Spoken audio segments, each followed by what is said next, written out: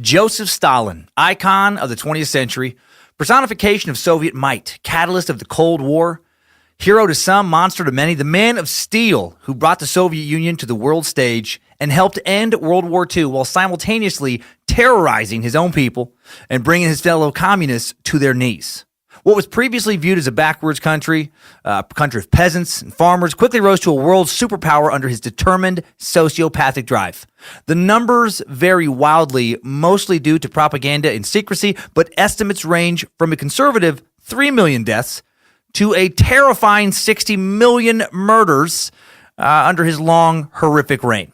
And today we dig into his life, beliefs, accomplishments, crimes, and more on a cold-blooded, communistic edition of Timesuck.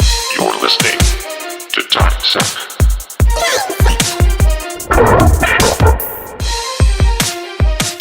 Happy Monday, suckers. Hail Nimrod. Praise Bojangles. Praise Lucifina. Or begone Lucifina. Not sure what to do with her sometimes. I like a naughty female authority figure. I'm Dan Cummins. This is Timesuck.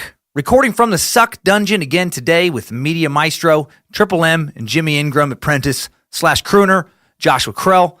So much cool shit happening right now. A couple big announcements. Very excited about. I have a new album I am very happy with called Maybe I'm the Problem, and it's dropping this week. And for the first 90 days, you can hear it only on Pandora. And you get to listen to that album as an album, no bouncing around to other various tracks for free.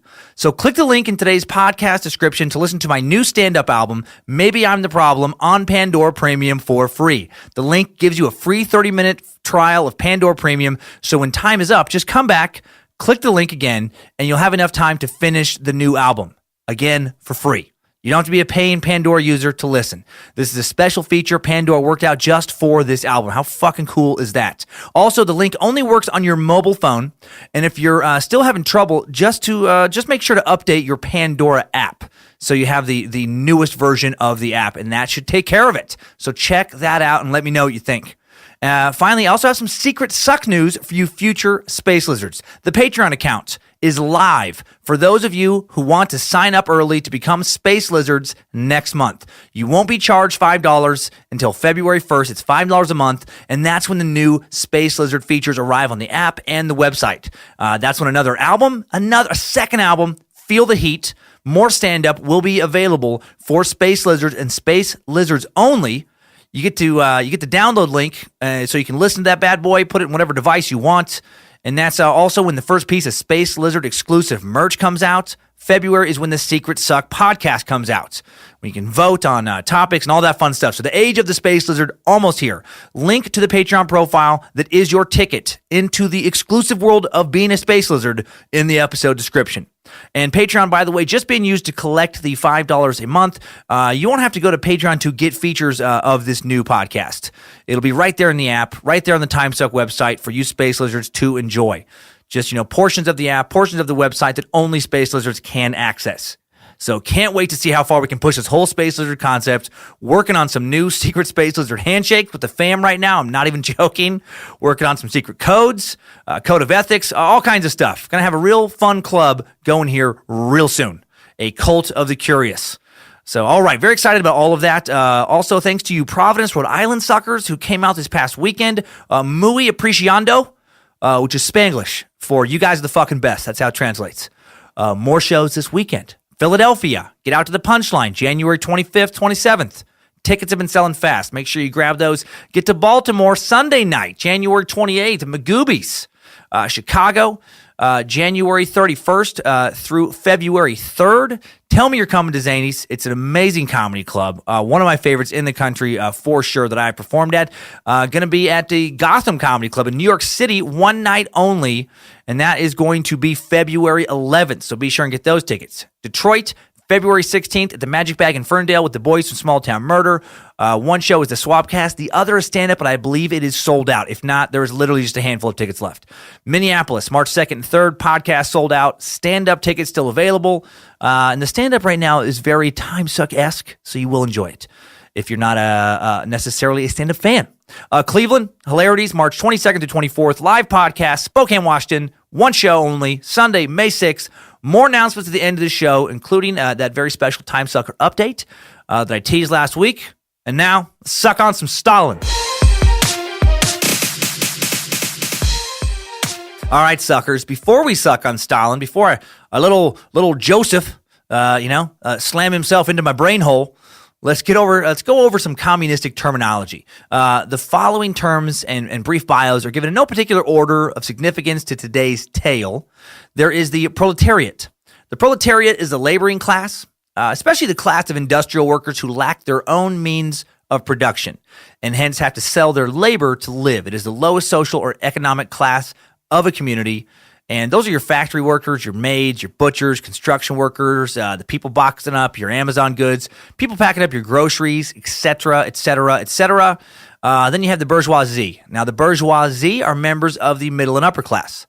Class are a group of people with social behavior and political views held to be influenced by private property interest, a social order dominated by capitalists. This is how Merriam-Webster defines the term. I define the bourgeoisie as old money and go-getters, right? Just people doing some shit. Now, but when talking about how communists use the term, the bourgeoisie is the factory owner, the landowner, the person controlling the means of production, the people who hire the proletariat, the people who make their money off of the labor of the proletariat and also can exploit them and sometimes do, the people who manually stimulate farm animal genitalia for fun and profit. If the proletariat are the have-nots, then the bourgeoisie are the haves and the animal diddlers. They are the elite diddling ruling class. Now, I just made up that farm animal genitalia. Not sure that is a societal role of any sort, and it certainly has nothing to do with the bourgeoisie. Damn you, Lucifina, for encouraging such tasteless depravity in the suck. Now let's talk about Marxism. Marxism is the belief that proletarian revolutions are a natural, inevitable consequence of capitalist societies, resulting in socialist societies that eventually transform into classless, stateless, communist societies. Karl Marx's theory of what he saw is the natural evolution of humanity. Basically, Marx felt that socialism would inevitably give way to communism. Communism is defined as a system in which goods are owned in common and are available as needed to all, like a theory advocating total elimination of private property. So what really is the difference between socialism and communism? Basically, communism is an extreme form of socialism. If socialism is someone who likes to cut loose on the weekend, communism is someone who is fucked up at work Tuesday morning at 9 a.m. And it's not from the night before. It's from one of the several flasks they have hidden around the office. Under communism, individuals are provided for or compensated based on their needs, in effect meaning that in a true communist system, you wouldn't have money and you'd simply be given what the government thinks you need to survive in terms of food, clothing, accommodation, etc. Sounds fucking terrible. Central to socialism is that individuals are compensated based on their individual contribution. People that work harder or smarter receive more than those who don't contribute. Socialism sees individuals still having their personal property, but all industrial and production capacity is communally owned, managed by consensus or by government. Socialism is the diet version of communism.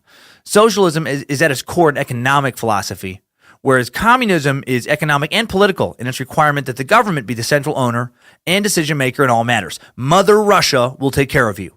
Give all your goods and talent and heart and soul to Mother Russia, and she will provide you with her communist teat for you and your family to suckle on to get everything you need, their good comrade. Essentially, if socialism were religion, communism would be a cult. In a socialist society, you could have socialized healthcare, socialized education, but you could also make a lot more money than your neighbor. It can be a little complicated because two governments can be both labeled socialist, but actually operate quite differently. Like Canada and Sweden have socialist elements to their governments. Canadian citizens don't have to worry about a medical tragedy bankrupting them like we do here in the U.S. And in Sweden, you won't be crippled with student loan debt for college because college tuition is free. You can still go into massive debt as a college student in Sweden based on the high cost of living as far as rent, groceries, etc. go, but tuition itself, free. That's the socialist element. One class can't buy their way into a better education the same way that you can do in the States. And in both those examples, you can become a wealthy private citizen still. Here in America, the term socialist tends to have an extremely negative connotation, even among the poor, which I've always found to be odd. If higher education isn't socialized to some degree soon, odds are pretty soon your kid is not going to go to a good school unless he or she is rich. The real cost of higher education and how it affects our society at large, that's an entirely different suck we got to get into someday. But again, socialism doesn't have to be the opposite of capitalism. Like Marcus Persson, he's that Swedish citizen who founded Minecraft. You've probably heard of it. If you're a parent, you definitely have. Been a billionaire since his mid-30s. That motherfucker I'm very jealous, openly jealous. Who wouldn't want all that sweet video game money? And he gets nearly free healthcare if he decides to leave his Beverly Hills mansion and visit his homeland in Sweden, which I doubt he does, doubt he needs to do, since he has enough money to just, go buy an entire IKEA store just on a whim. And that's socialism. You can still get rich. Not so with communism. Communism is anti-capitalism. It's socialism minus all of the fun parts. And communism has never worked out in reality like it does in theory. It always ends up being an oppressive shit show. Think about how Jim Jones' little experiment with communism ended up in South America, with everybody dead. Under communism, in its true Marxist theoretical ideal form, you wouldn't have more than your neighbor. Everyone's fucking equal. Everybody gets along. Everything's fair in the sense that everyone leads, their equally shitty, depressing, hopeless life. College would be free, but you'd also be dependent on the state for everything. You work at a collective farm or as a teacher, or as a lawyer, and the state gives you what you need to live.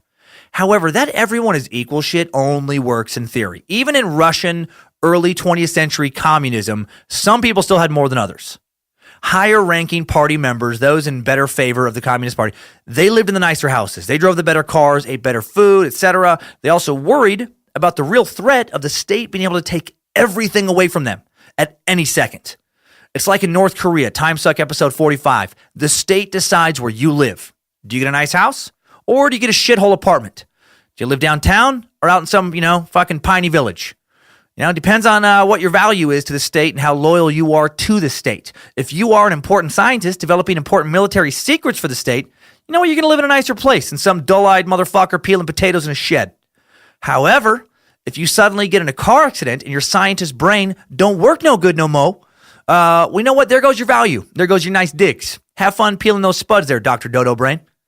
Communism, while I like its theoretical focus on equality and the impoverished not being continually exploited like they can be under capitalism, has always sounded like a nightmare to me.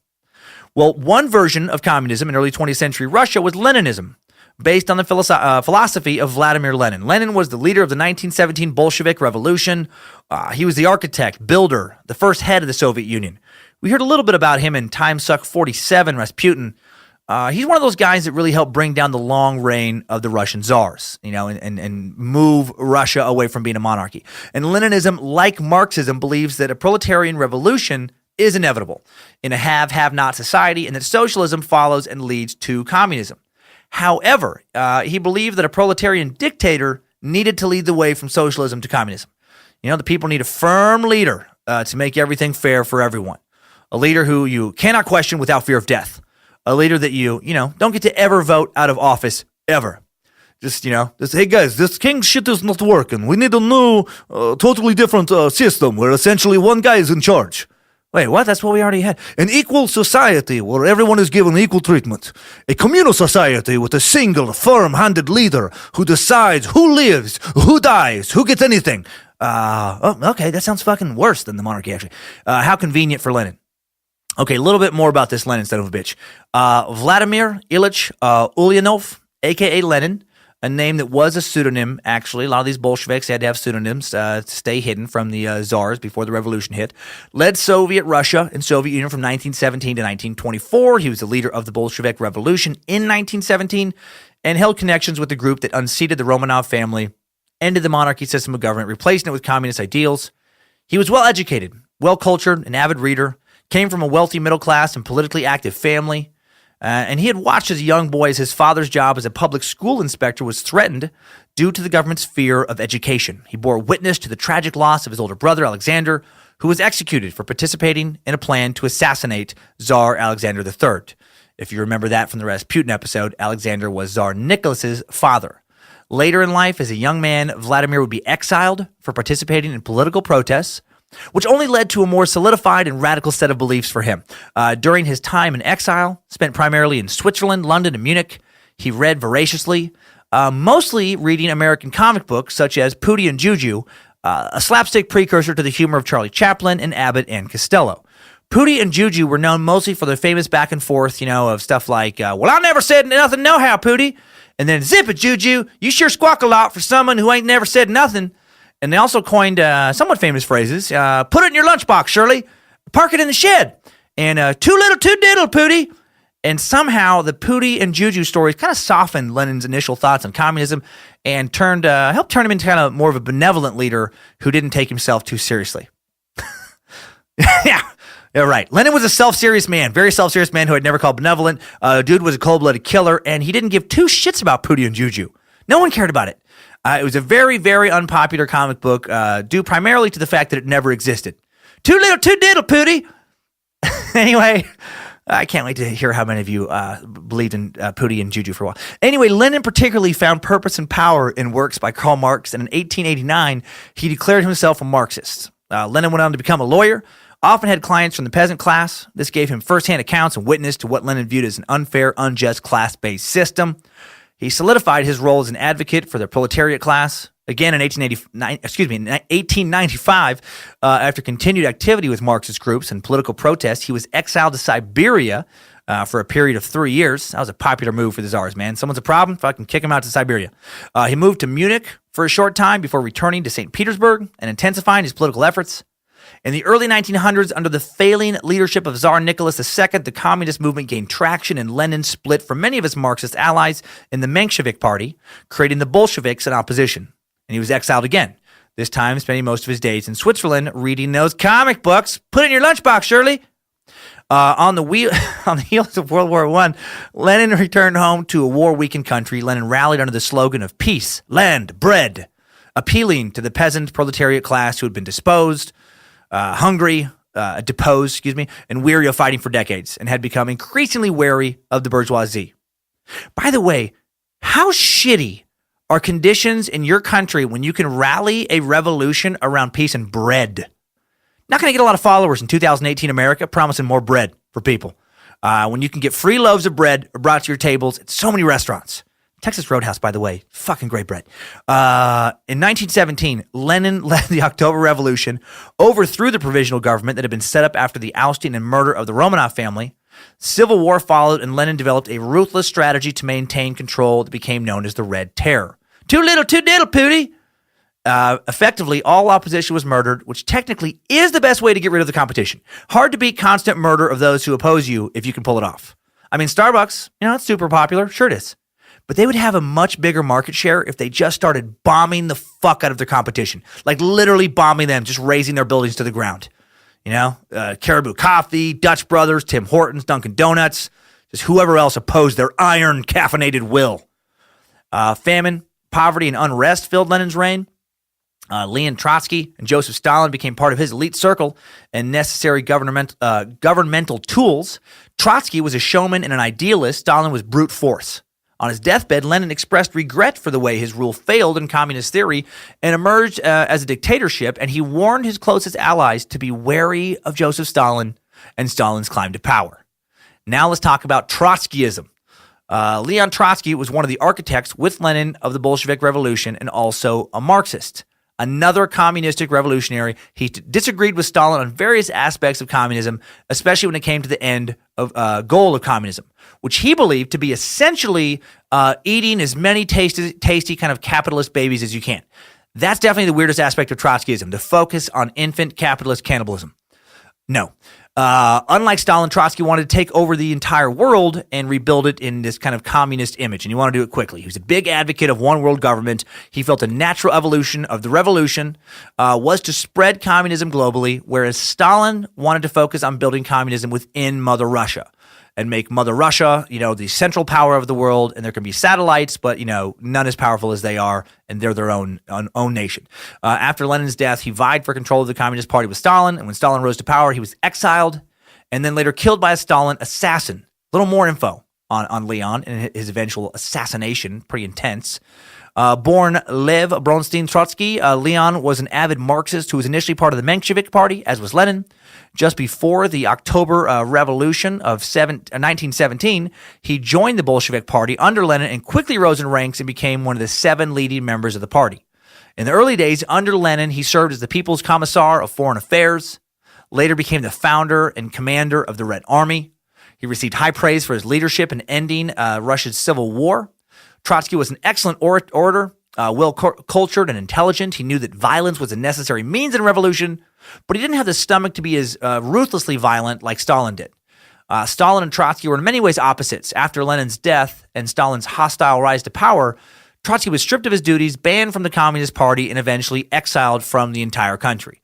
Despite all of this, he never ceased to be an outspoken opponent of Stalinism. After several European homes, Trotsky and his wife eventually moved to Mexico in 1936 and were warmly accepted by President Lázaro Cárdenas. They lived in Coyoacán, a neighborhood in Mexico City, with famed artists and admirers Frida Kahlo and her husband Diego Rivera. Trotsky went on to have an affair with Frida and published a book titled The Revolution Betrayed, a harsh attack on Stalin's rule. In 1939, after a fallout with Diego Rivera, no doubt related to his affair with Frida, husbands tend to get really annoyed at people they admire when those people fuck their wives. Trotsky and his wife moved to a nearby home.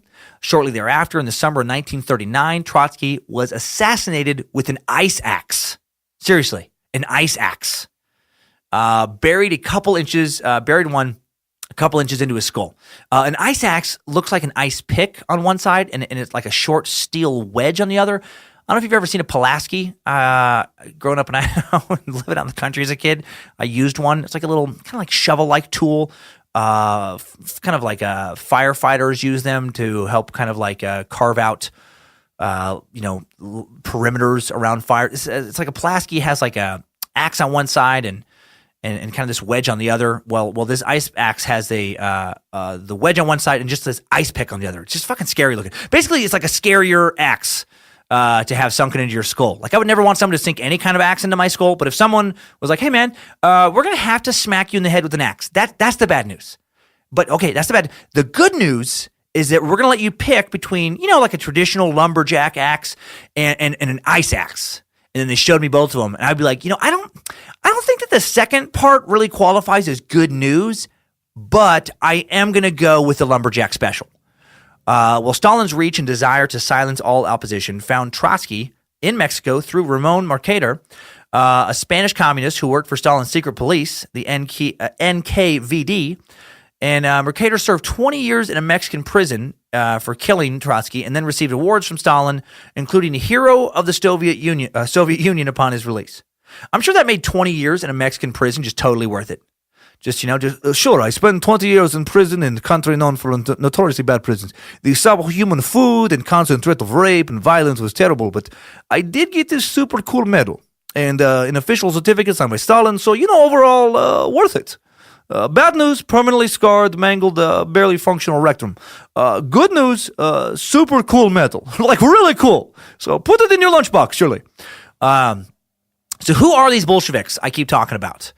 Well, they were a political party formed primarily in exile, led by Lenin. They were born out of the Marxist Russian Social Democratic Labor Party in 1903. I guess they just they couldn't narrow that down to 2 or 3 words. Everybody had to get a say, and it ended up being like a fucking 19-word party.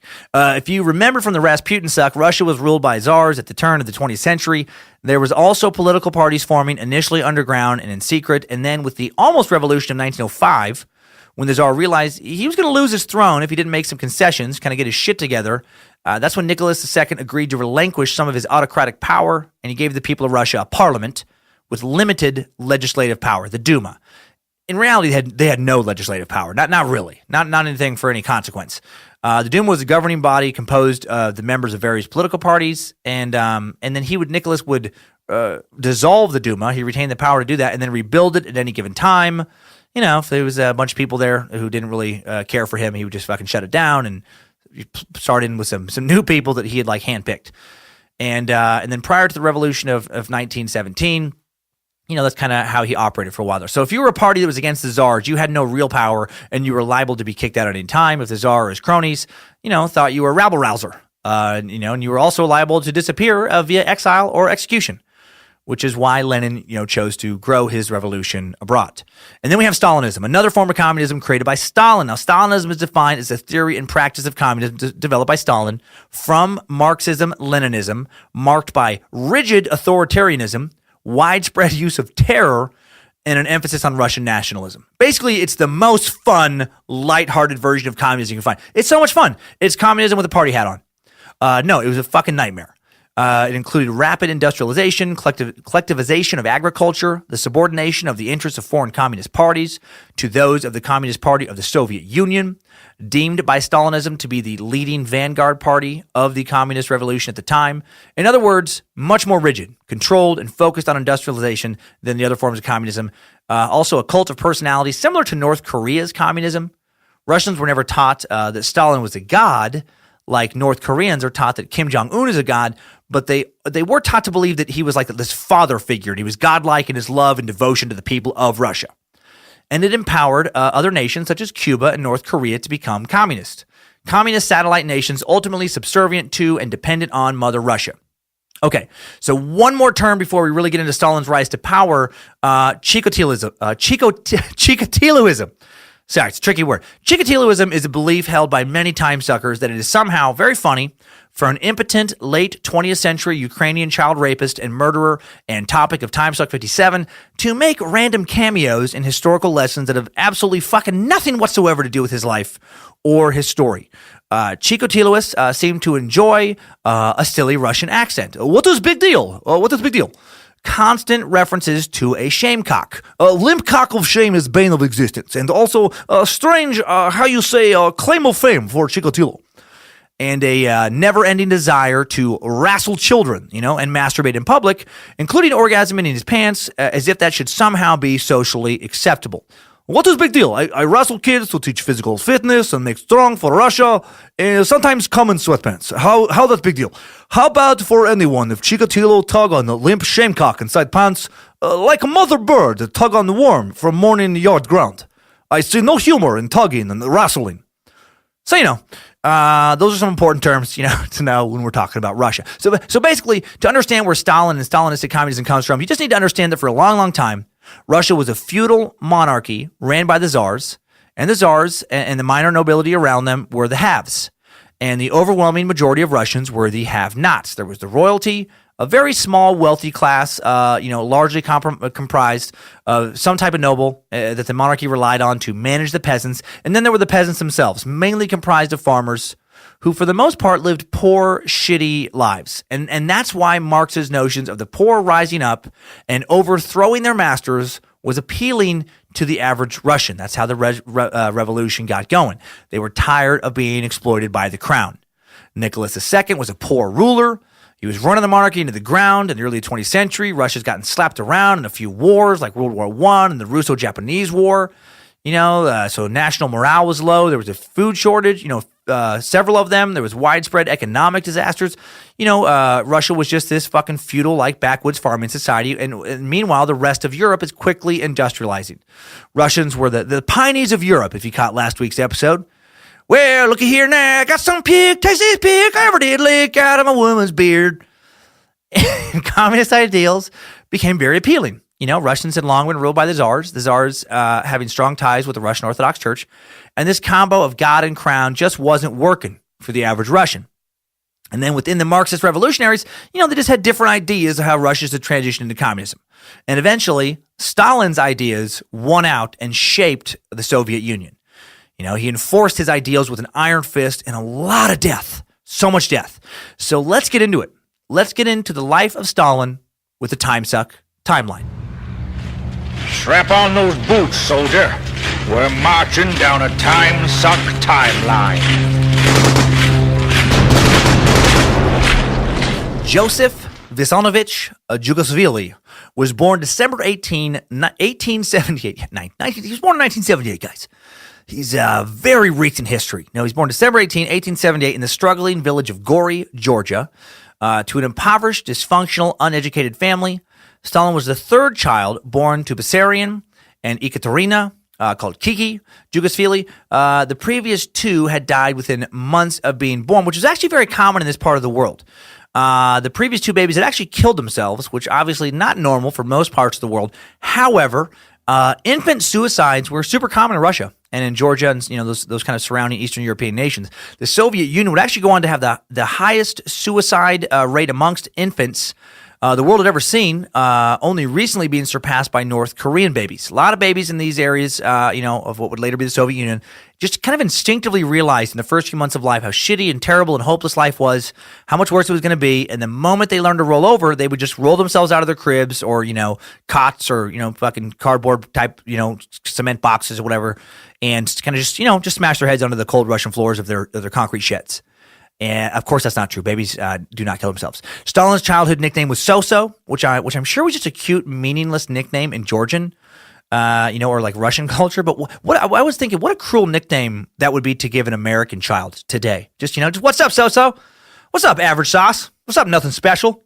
Why do you look all down and out? Does it have anything to do with your family continually referring to you as nothing to write home about? Oh, lighten up, no big deal.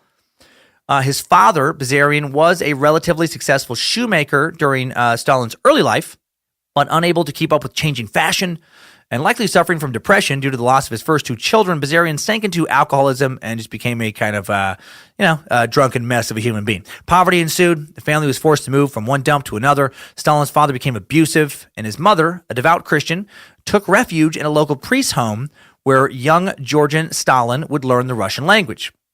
In 1884, Stalin contracted smallpox and was left with lifelong facial scars. His family immediately changes his nickname from So-So to Fugly, which I'm guessing means something nice in Russian. Probably doesn't mean fucking ugly, I don't think. Of course, that's not true. In 1888, Kiki's hard work pays off. She's able to send her son Joseph to school, the first in his family to attend.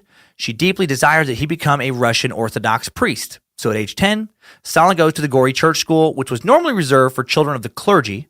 Kiki was either shrewd or honest in claiming that Stalin's real father was a deacon to get him in there, and that Bazarian was not his biological father. Scandalous.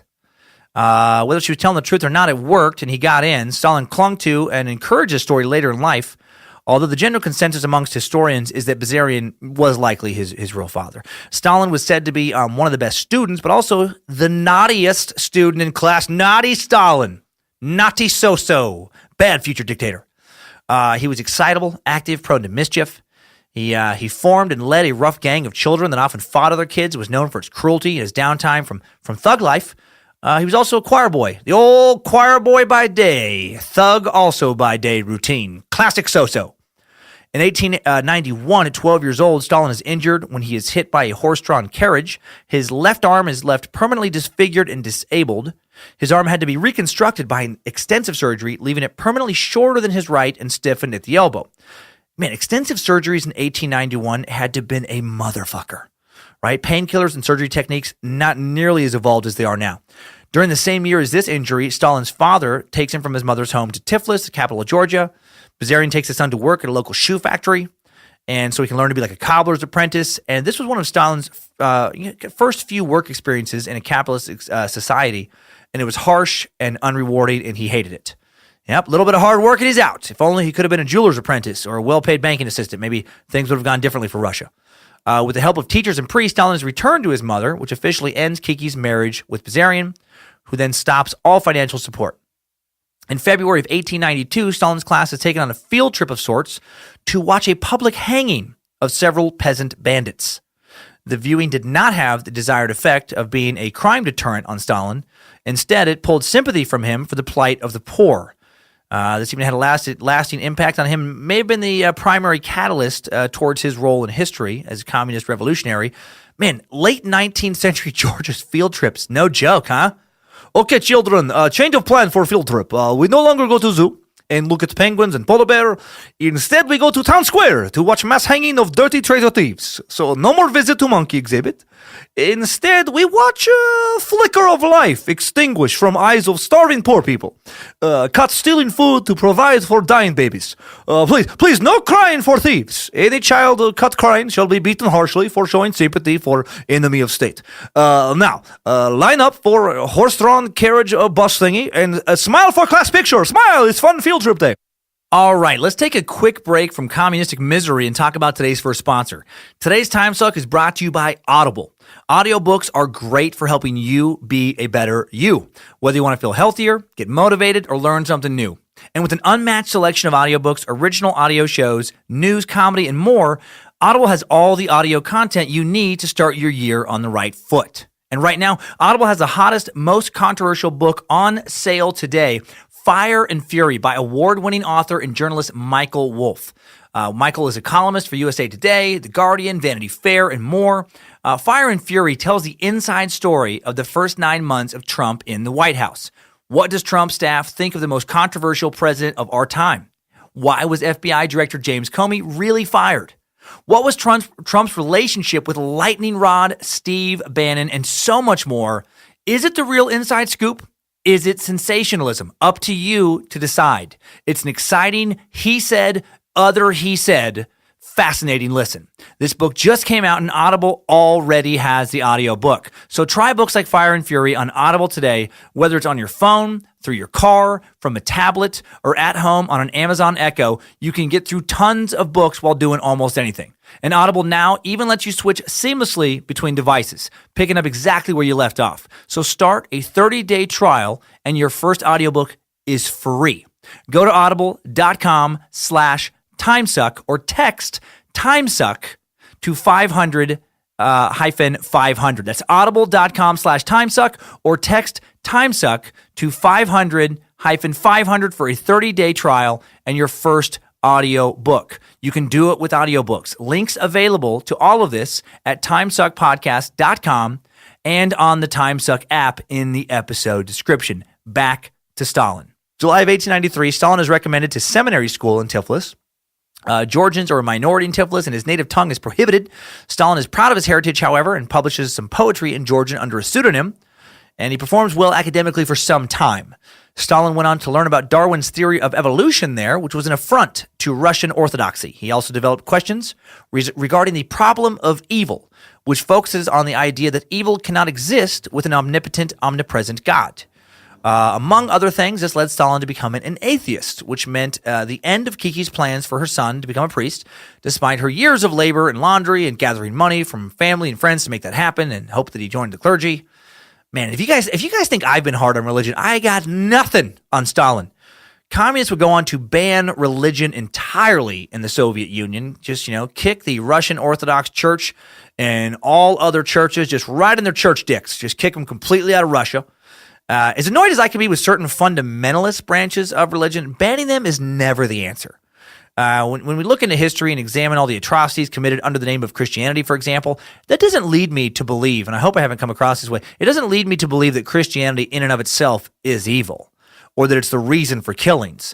Take away Christianity or Islam or any other religion, in my opinion, and I think various bad people just find new justification for their hatred, judgment, and murder. Right? Religion isn't the problem. Human nature is the problem. In my mind, it's similar to my gut feel on the gun debate. Get rid of guns, and I do truly believe people will just find another way to kill each other. To me, guns aren't the real problem. People wanting to kill each other are the real problem. That being said, I do think certain guns make mass murder way too easy, and I don't think all guns should be legal. Extreme example, you shouldn't be able to bring a fucking Gatling gun into a mall and just hand crank that bad boy around and light up the food court. I don't know. But back to Stalin. Gun control, or the lack thereof, entirely different, very complicated, and trigger-inducing suck. No pun intended, by the way. I just thought of that. Stalin became increasingly difficult at school. His grades dropped. He was often in trouble and showed a disregard for the norms of the school. Grew his hair long. Joined a secret banned book club. Started listening to a lot of Leonard Skinner. A lot of Led Zeppelin, fucking just, a lot of pot, started, just dropping a lot of acid. No, wait, I got my errors wrong. No, but he did grow his hair out, joined a secret band book club, disruptive in class, read a lot of Pooty and Juju, just too little, too diddle, Pooty. In his banned book club, he and others read history, philosophy, pro-revolution works, other liberal works, banned books. Can we never do that in this country again, by the way? The U.S. does have its own history of banning books. So ridiculous, such an affront to personal liberty and freedom. So arrogant of a government to think it should determine what's safe for its citizens to read. Pro-censorship people, by the way, some of my least favorite people ever. Right? Like, Tipper Gore, when she was trying to fucking, censor Two Live Crew and all that stuff, just get the fuck out. I'm never the love it or leave it guy, or if you don't like it, you can get the fuck out of this country. But if you don't like free speech, just fucking get out. That's where I will become that guy. Just get the fuck out of this country. You dangerously ignorant, simple-minded piece of shit. Go to some other place where they fucking censor you. Live that life.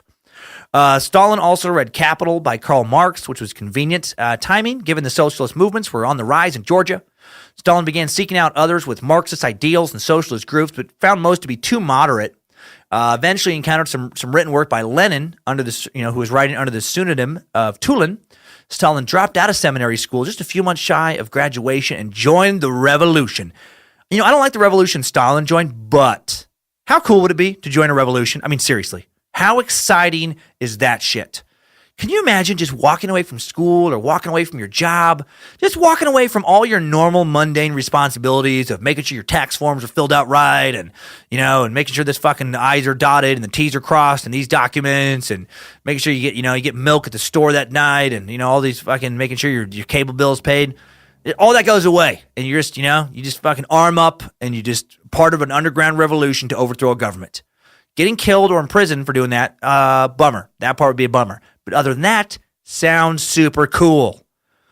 So in 1899, Stalin joins the revolution underground community and goes by the codename of Koba from a book called The Patricide. In the fall of 1899, Stalin begins working at a meteorological observatory, but then is arrested in early 1900 because of his father's debts. Apparently his father had failed to pay some personal debt, and this is a dad he doesn't really have much contact with anyway, and it was the son's responsibility to ensure that these debts were taken care of under the laws of the land. How much does that suck? Man, if that policy was around today, I would be in jail right now. Zing! That was a little joke against my dad. That was a joke for one. Hope you liked that, my sister Donna. I'm guessing you did. This may have been technically legal at the time to do for Stalin, but it was most likely a veiled threat. A warning for Stalin to get his act together and quit fraternizing with Marxist groups. Kiki hears of her son's imprisonment and quickly goes to Tiflis with money she borrowed from her wealthier friends to pay the tax debt. By May of 1900, the charismatic Stalin had gathered a bit of a following. He spread his Marxist knowledge through through secret meetings. His first major speech was delivered to roughly 500 workers at a secret location outside the city. He called for workers to strike and indeed inspired many to do so, despite this being a dangerous thing to do and contrary to what Marxists were doing at the time. Most were staying much further underground. On the night of March 21st, 1901, Stalin narrowly misses a roundup of local rebels by the Tsar's secret police. He is on his way to work at the observatory. When he catches wind of what is happening, he stays on the tram, rides it past the observatory, never returning to that job.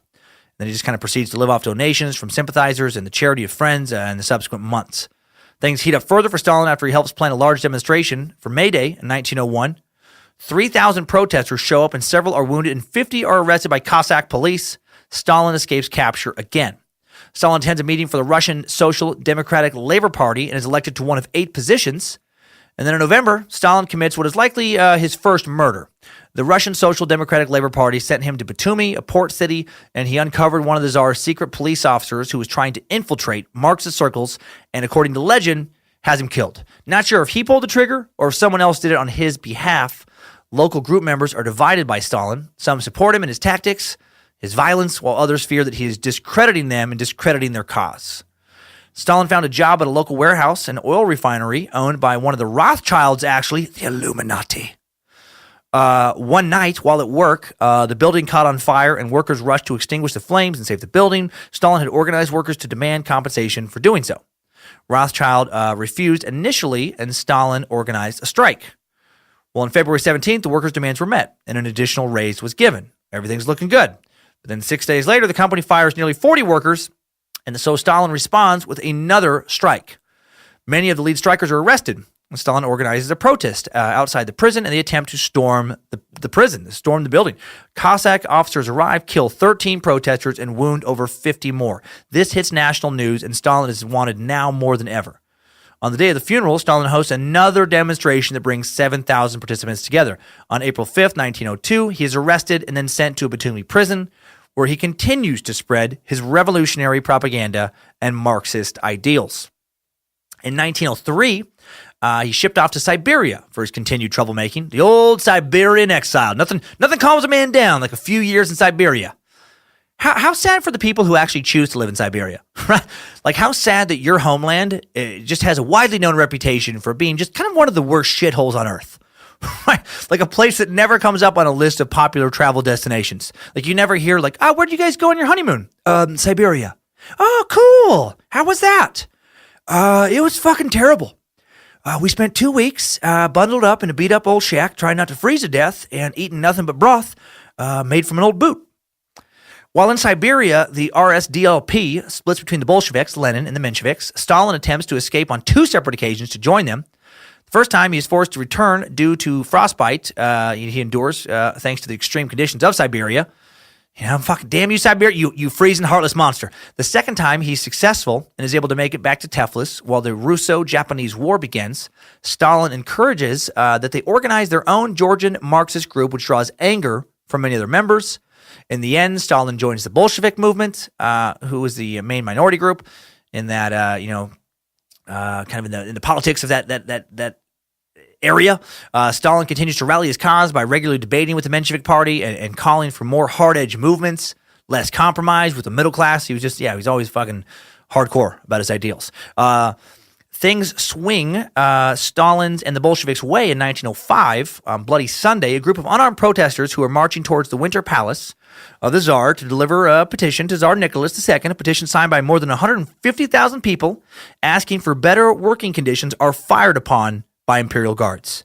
The official count of dead by the government lands at over 90, while the revolutionaries claim more than 4,000 deaths. Though, numbers are a little off. I love that. I'm guessing it's probably closer to 4,000, but I love that the government's like, nah, we fucked up. We definitely pulled the trigger. So sorry. I think in the end we killed 5 or 6 people. Actually, it was 15,000. Oh, we forgot. Oh, you know what? I forgot to carry everything. I forgot to carry all the numbers. The nation is outraged. Civil unrest breaks out with ethnic factions battling and class systems struggling.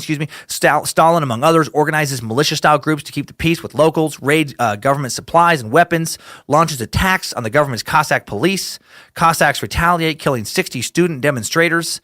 And Stalin responds with a bombardment of more organized attacks. So now it's like a real revolution. November 26, 1905, Stalin is elected to one of 3 Georgian Bolshevik delegate positions. When Nicholas II forms that parliamentary Duma as a way to keep his people from further revolting, allows people to participate, or at least feel like they're participating in the Russian government. Maybe they'll calm down. This tactic would buy the Tsar, about another decade to rule, and then shit would be over. Stalin meets Lenin for the first time this year. He respects Lenin, but has his own ideas regarding communism that we talked about earlier. Lenin recognizes Stalin's potential, encourages him to stay active in the revolution. Well, then Stalin proceeds to support the cause any way he can, man. He's robbing trains to provide funds for the Bolsheviks. Upon returning to Tiflis, he discovers that the local rebels have been subdued and instantly helps organize the assassination of the military general behind subduing them. He then organizes a small group of 10 trusted members of the Tiflis group, leads them through a variety of criminal and violent movements, including bank robbery, movements that aid the Bolsheviks and help pay for Stalin's distribution of propaganda. He was fucking gangster. He was willing to die for his cause. In April of 1906, Stalin attends another Russian Social Democratic Labor Party conference led by the Menshevik majority. There's a lot of disagreement on how agrarian land should be handled and whether or not funds gained by robbery should be allocated. Lenin and Stalin believe they should allow such funds to be dispersed. Not allocated earlier, just allowed. Like the Mensheviks were like, I don't know if we should accept stolen money. And Stalin was like, well, you're going to fucking take it. We need it. In July of 1906, Stalin marries Kato Svanitsy, an educated, independent woman, down with his communist yearnings. A woman who also softened Stalin, and he was madly in love with her. She was religious, and the hardcore atheist Stalin even agreed to marry her in a church. In September, Stalin attends another conference in Tiflis. Only 6 of 42 delegates are Bolshevik. The remaining are Menshevik. Stalin openly despises them. On September 20th, Stalin organizes his group of 10 and they rob a steamship. His new wife, Kato, is arrested for ties to his revolutionary activities, and soon after her release, on March 18, 1907, she gives birth to Stalin's first child, a son, Yakov. Now, you might know him as Yakov Smirnov Sr., father of popular 80s comedians Yakov Smirnov, who's one of Stalin's grandkids. America, what's a country? No. Yakov has no ties to Stalin. Pretty sure Stalin would have had Yakov Smirnov killed rather than listen to one of his terribly corny comedy shows. Sorry, by the way, if you are in love with Yakov. He's probably a super nice guy. Very sorry if you are Yakov. Really not my style. Just to each their own, I guess. June 26, 1907, Stalin's group organizes and has their biggest heist, steals 250,000 rubles, or rubles, excuse me. I guess that was the Georgian monetary unit, or 341,000 rubles, equivalent to around $3.86 million in 2017, now 2018 money, being transported to the Imperial Bank. That's a lot. No one knows whether Stalin took part in the actual execution of the attack and the heist, in which his team lobbed grenades at the bank stagecoach and its mounted escort from the tops of nearby buildings, opened fire on guards, killed up to 40 guards and some civilians, as well as a number of horses, according to contemporary reports. So, 40 plus people die, but none are from his group. So, win for Stalin. Man, that's like, I don't know if you remember that old movie, Heat, with, it was, it was Doc Holliday from Val Kilmer. There we go. It was one of my favorite Val Kilmer movies with like big shootouts and stuff, these bank robbers. It's like, man, he was doing that in real life. Okay, so Menshevik party members, they're angry about the big, robbery, confront him about the attack, but he denies it all. And then Stalin has to grieve a death that affects him greatly. His new bride, Cato, contracts typhus, dies on November 22nd, 1907, and he is beside himself. So much so that friends worry he will commit suicide and watch him closely. He loses composure, throws himself on Cato's coffin before he sees the secret police approaching his wife's funeral and escapes. Unable to give his son a normal life due to the whole wanted by the government situation he's in, he leaves his son in the care of Cato's family. There's a well-known quote about the event.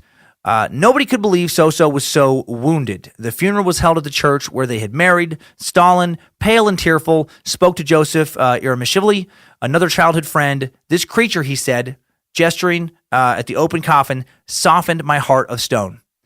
She died, and with her died my last warm feelings for humanity. Stalin holds nothing back at this point and works with his group/gang to commit multiple robberies, hold children of wealthy families for ransom, create counterfeit money, and kill anyone who gets in their way. On March 25th, 1908, Stalin is arrested again and sent to Siberia for exile. Between 1902 and 1913, Stalin was arrested 7 times and exiled 6 times. And while I found all kinds of articles and books that reference him being arrested, the best answer I could find regarding why he was arrested just said revolutionary activities. He was never actually arrested for any robberies or violence as far as anything I could find. And if he had been, he probably would have been hanged rather than exiled to Siberia. He's lucky that the czars and the government of Georgia were softer on protesters than he would later be, because if Stalin had been caught helping organize labor strikes and similar activities by, say, Stalin's government, he would have for sure been executed. In Siberia, Stalin leads fellow exiled Bolsheviks and assassinates anyone suspected of being a spy. In June, he escapes from a Siberian labor camp to a nearby village disguised as a woman, makes his way from there to St. Petersburg. In 1909, he was arrested again, but bribed his way out of it, and then was arrested again on March 23rd, 1910, with his girlfriend at the time, sent back to Siberia, banned from entering the Southern Caucasus for 5 years. Again, what a strange punishment. I guess it's cheaper than prison. What if we did that? What if we just made everything like north and west of, say, Fairbanks, Alaska, just a modern day, just kind of new Siberia. And we just took criminals and just put them on a train that just ended 40 miles northwest of Fairbanks, and then just kicked them all out. Just built a wall that separated New Siberia from the rest of the state. Just, figure it out. Best of luck, everybody. Set up a few labor camps, and even after prisoners finish their time, they have to stay there, live in their little prisoner-built New Siberian villages and stuff. Such an insane thought to me that really happened. Because some people were exiled to Siberian labor camps for crimes. Other people just had to fucking live there. Maybe they were part of some ethnic group that the people in power didn't care for at the moment. Like, get to Siberia, get over there. And then they couldn't come back to the rest of Russia, but they also couldn't necessarily enter a new country and just take up citizenship. They just lived in this sort of strange Russian purgatory. Why can't we return to Russia? Because, well, to tell truth, we don't like you very much. You look weird. You smell funny. Head is too small for liking. Well, can we just go to Poland or Austria or someplace? No, we want you to live, we do not want you to leave whole country. We like having some people in Siberia, make country look bigger on map, more powerful. But it's terrible here. It's very hard to survive here. I know, that's why you're there. That's why I already said we don't like you. No more talk, or, I kill you, I kill whole family. So go back to playing with rocks or the eating of soup made of muddy ice and stew made of poop and tears or whatever sad people do in sad, horrible place. So Stalin plans to marry his girlfriend out in Siberia in a prison church, but he transferred before the ceremony, never sees her again. He's having some tough romance right around this time. He then goes on to have a son with his landlady, Maria Kuzakoya. While exiled, Stalin left prior to Constantine being born. In later life, Constantine was forced to sign a document forbidding him to ever announce who his father was. For the remainder of 1911, Stalin was basically just arrested repeatedly, exiled, and then just slept around reading books while waiting out his time. 1912, Stalin is appointed editor of the Pravda Communist Party newspaper. Stalin also spent a great deal of time trying to answer the question of how to incorporate various ethnic minorities of the region. Lenin believed he was the man to answer that problem, perhaps because of Stalin's own experiences as a minority, with being a Georgian, as well as a man who could quickly be called upon to get any job done regardless of whatever laws happened to be in place. In March of 1913, Stalin publishes the article Marxism and the National Question in an attempt to gain more support for the Bolsheviks. Lenin's very happy with it, and Stalin publishes under the pseudonym of K. Stalin. These guys always publish under pseudonyms, again, just to avoid arrest. And Joseph picks Stalin, an alias that would stick, because Stalin is loosely translated in kind of old Georgian as Steel or Man of Steel. What a badass last name, man. The Man of Steel. It's fucking Superman. Who knew that the real Superman was a totalitarian Soviet asshole? Shortly after publishing his article, Stalin was arrested again at a masquerade ball, exiled to Siberia. Hoping to avoid another escape, he was placed in a village on the edge of the Arctic Circle, Quirikia. Not sure why they just didn't kill the guy. Why? Like, he just keeps fucking up. Why don't they just kill him? They just keep throwing him back to Siberia, and he just keeps coming back. Why give him so many chances? I don't understand. But while in this village, he has an affair. This is creepy, super creepy. He has an affair with a 13-year-old girl, Lydia Perovgia, who was 1 year under the age of consent. They have a child together, but the child doesn't survive. She becomes pregnant a second time, births a son named Alexander in April of 1917 after Stalin leaves exile. Fucking gross. Stalin was 35 when he got together with this poor Siberian orphan. I don't know if I mentioned he was an orphan. I get that life may have been a little different in a small village in the Arctic fringes of Siberia, but shacking up with a 13-year-old? I get that kings used to take, child brides in Europe, not that far back before Stalin, but somehow that seems even less gross than what Stalin did. I don't know. Maybe it's all gross. Maybe creepy dudes just got away with being pedophiles back then. If someone went through puberty, I guess they were fair game. I do know Stalin almost got arrested for some sort of sex crime for shacking up with this girl, even for backwoods, Arctic Siberia. 13 was still too young. 14, being the cutoff. It's so weird because my son is 12. Kyler is 12. I'm 40.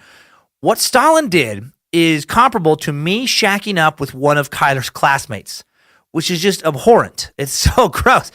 I don't know why I'm fixating on this. The guy would go on to cause the death of millions. In the big scheme of things, getting a 13-year-old pregnant not once but twice, kind of low on the list of Stalin's worst deeds. I guess, I don't know, maybe it's just a communist way. Maybe that was a part of the revolution, getting to sex up young girls. Chikatilo, the butcher of Rostov, he was real into being a communist. And, he did take great pride in being a good communist, and he did love having sex with kids. Maybe he was just too communist. Maybe he was just too into it. What's his big deal? I know bad guy. I good, strong communist. I only choke out kids too weak and worthless to fight back. I weed out weak kid wrestlers to keep Mother Russia strong and healthy. If kid cannot handle limp cock of shame, how kid grow up and fight capitalist pigs? Russia, what a country. I don't know. October 1916, exiled Bolsheviks are conscripted to join the military effort in World War I. Stalin is deemed unfit for battle by a medical examiner in February of 1917 due to his crippled arm, which humiliates him. May have also saved his life. When Tsar Nicholas abdicates the throne and the February Revolution takes place, Stalin was still in exile and still alive. After exile, Stalin takes full control of the Pravda in 1917. Again, that famous Russian propaganda paper. Pravda would become the main propaganda vehicle for Stalin's Soviet Union. And let's talk about the future of Stalin's propaganda for a second. Having perfected his techniques while acting as editor of the Pravda, Stalin would become a master of propaganda, constantly worked to maintain his image and the image of a successful, bountiful country. Stalin had artists, poets, and the like depict him in statues, portraits, poems, and more. As a father-like figure over the country, he was omnipresent, a hero of the proletariat, a fierce protector with a stern, disciplining hand. He created a cult of personality. Sounds a bit like Kim Jong-un and his father and grandfather, right? Man, when a leader starts having statues of themselves built around the country, get real fucking nervous. All news was controlled and false images created to show that the glory of Russia, the bounty of harvest, grain was often put on top of props that were used to fill empty containers and make it appear that the containers were just overflowing with grain when they were in fact nearly empty.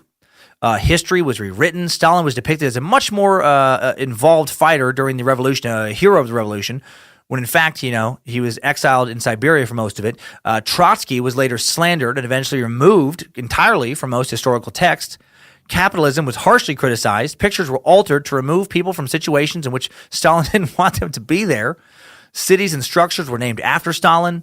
The state controlled all information and killed or imprisoned anyone who Stalin took issue with or publicly criticized him, or even possibly criticized him. The propaganda was so effective that the country went into deep mourning at his death. He controlled everything, their education, food, future, death. All of it. Now he was gone. There was immense fear of what would happen next without the father of Russia. Just rewrote his own history and convinced a giant nation that he was their great savior. Ended up killing almost everyone who knew the real story. What an odd reality to create. You know what? I want to try it. Let's do it. Okay, from here forward, here's my backstory. My new backstory is that I am the greatest two-sport athlete of all time. Sure, I've dabbled in comedy, but only when I wasn't fucking crushing 80 to 100 home runs a year, every year for whatever team won the World Series during the year I played with them. Because I won every year. I won the World Series every single year. I also threw for 2,500 touchdown passes over 15 seasons, and I caught another 700 touchdown passes. I caught over 100 touchdown passes that I fucking threw for whatever team won the Super Bowl that year. Let it be known from here forward. All right, back to the Bolshevik Revolution. Stalin works with Lenin to move the party forward despite often being at odds with what Lenin wants. Lenin is currently still helping the revolution from afar, still from his self-imposed exile in Europe. Stalin continued to work closely with Lenin, maintaining a good relationship despite differing opinions. Stalin took charge of Lenin's safety at times, and in turn, Lenin continued to advance Stalin's career. Lenin returned to Petrograd, formerly St. Petersburg, and on October 10th, secured a majority vote in favor of a coup. On October 24th, police raid the Bolshevik newspaper office. On October 25th, Stalin joins Lenin for a Central Committee meeting where they will direct the coup. Bolshevik militia overtakes the electric grid system. This is kind of badass. State banks, post office, multiple bridges, and telephone system. They just take control over everything. Bolsheviks take their ship. They have a ship, the Aurora, to the Winter Palace of the Tsar, where the provisional government is convening an open fire. The government almost immediately surrenders and is immediately arrested by the Bolsheviks. How fucking good was that day for Lenin, Stalin, and their cronies, man? They successfully took down a government. Can't even imagine what an adrenaline rush that would be. There was some vodka drank that night. And then all hell breaks loose. The Russian Civil War begins, lasts all the way through 1921 with the Red Army, the Bolsheviks, battling the White Army, anti-Bolsheviks. The White Army was basically comprised of everyone but the Bolsheviks. Included monarchists, capitalists, supporters of democratic socialism. Leon Trotsky is given control of the Red Army, proves to be an excellent commander under difficult times. He had an army of 3 million and had war efforts at times on 16 different fronts. With the victory of the Red Army, Stalin, Lenin, and Trotsky are now in control of the country, and Stalin publicly proclaims that no 13-year-old girl will be safe from his hard-as-steel communist cock. Okay, maybe he doesn't proclaim that, but he may have thought it based on what we know about him. But you know who never thinks things like that? Our next sponsor. Today's Timesuck is brought to you by Lisa, a company Stalin would have never allowed to exist because they make life far too comfortable for his rigid authoritarian tastes. Driven by the mission to provide a better place to sleep for everybody, Lisa is an innovative, direct-to-consumer online mattress brand that is also socially conscious. And that's not some Stalinist propaganda. That's truth. For every 10 mattresses Lisa sells, they donate one to a shelter through their 110 program. They plant one tree for every mattress sold and donate 1% of each employee's time to volunteer for local causes. They've exiled absolutely 0 people to Siberia ever. They're one of Forbes' top 20 startups to watch, and I love the quality sleep I get on my Lisa mattress each night that I am home. So does my dog Penny. Yeah, she seems even more rested than normal. Her and her little pampered life of leisure. She seems a little more rested after a quality night's, sleep on a Lisa mattress. So try a Lisa mattress in your own home for 100 nights risk-free. I can't recommend it enough. Available in the US, UK, Canada, Germany online with free shipping. This 100% American-made mattress ships compressed in a box right to your door. Or try it at the Lisa Dream Gallery in Soho, New York City, and Virginia Beach, and over 80 West Elm stores nationwide. And best part, get $100 off. That's right, $100 off when you go to Lisa.com/Timesuck. All right, and now back to misery and Stalin. Trotsky was considered to be the better orator of the three, better liked, so he was, given opportunities to be the public face of the party that Stalin was not. Additionally, as the main military leader of the victorious side of the Civil War, he was clearly second in command to Lenin. Stalin had tons of enemies and was often kept more kind of behind the scenes, and he was outranked by Trotsky. He's a bit of a loose cannon. He and Trotsky struggled to find common ground over such things as whether or not the state should control trade unions. Trotsky favored state control. Stalin did not. Trotsky always disagreed with Lenin on various communist principles, which led to a rift between Lenin and Trotsky that would be Trotsky's downfall because Stalin was able to use this rift to his advantage and get closer to Lenin. He was a sneaky bastard. Trotsky was the obvious choice as successor to Lenin publicly in the early days of Lenin's regime, but Stalin was just too crafty, man. He'd been given, compared to Trotsky, a relatively low-level Communist Party position, but one that had a key feature to it, one that allowed him to appoint Communist Party members. And he used that to his advantage big time. He just started replacing Trotsky supporters amidst the ranks with, people who supported him, with his own allies. And he just did this for years. Just taking out the kind of foundation of the party out from underneath Trotsky. Smart dude. Between 1922 and 1924, Lenin sees what Stalin is up to and starts vocally showing more support for Trotsky, tries to slow Stalin's influence, and then Lenin dies in 1924. And Stalin, because of the support from the party he's been slowly rebuilding, and his image emerges as leader, having quietly outplayed Trotsky and isolated him. Lenin actually wrote out a manifest of sorts in preparation for his death. He had a stroke in 1918. While recovering from surgery to remove a bullet to his neck taken in an assassination attempt in 1918. And in his final testament, he made it clear that he wanted Trotsky, despite their differences, to succeed him as head of the Communist Party. But Stalin was able to intercept this document, make alliances with a few other high-ranking communists. He was able to keep Lenin's testament a secret until it was too late, until he'd already consolidated power within the party. And then he exiled or killed any and all who opposed his rule. Stalin continued to diminish Trotsky's role until he eventually exiled him, as we already know, and, Trotsky left for Mexico, where he'd meet his ice axe fate.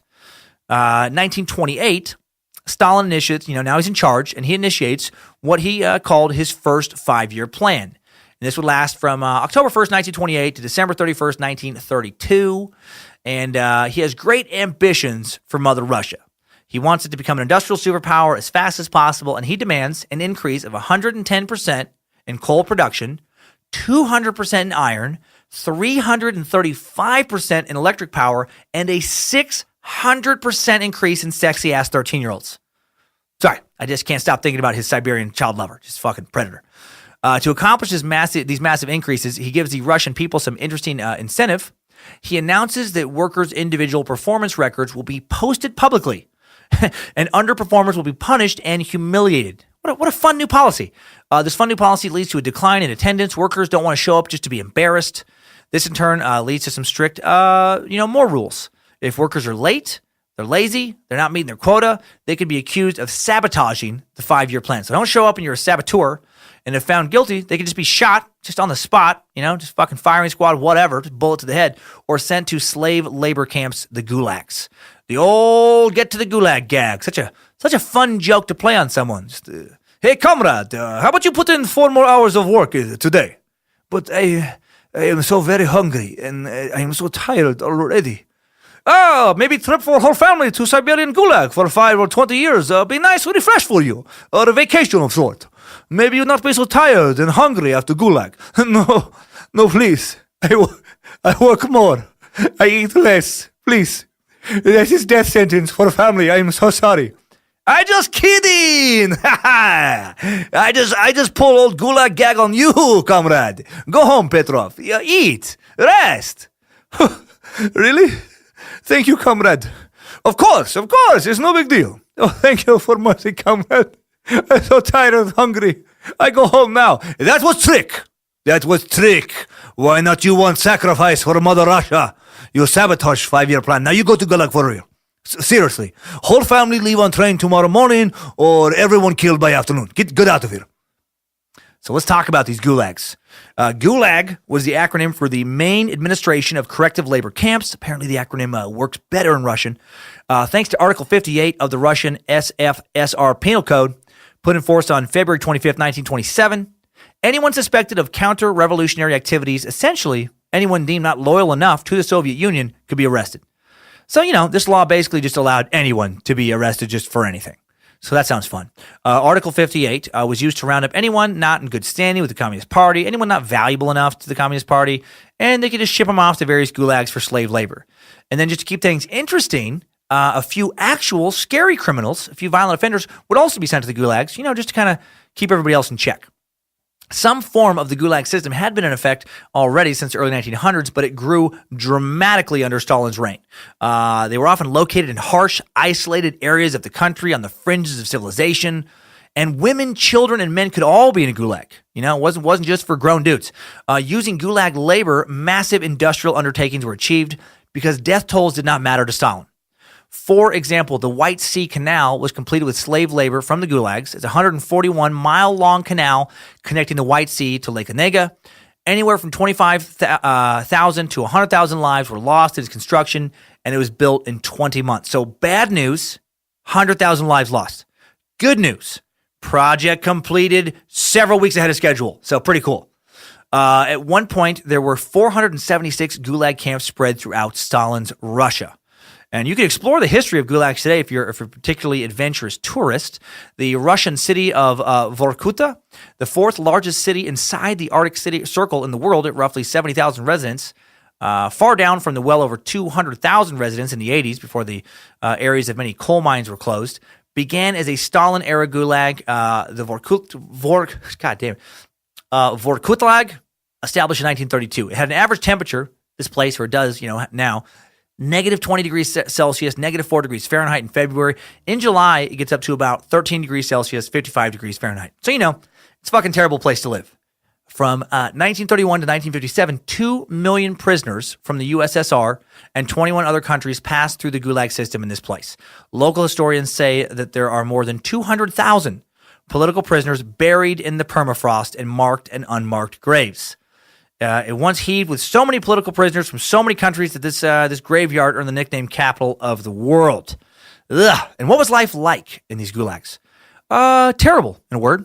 Really, really, really terrible. Similar to life in a North Korean labor camp, There was a constant threat of rape, as reported by this camp rape witness, who said, an excited group of prisoners, I'm not going to try and do that in Russian, this is too much. An excited group of prisoners gathered around a bench next to the wall, recalled Janice Bardak.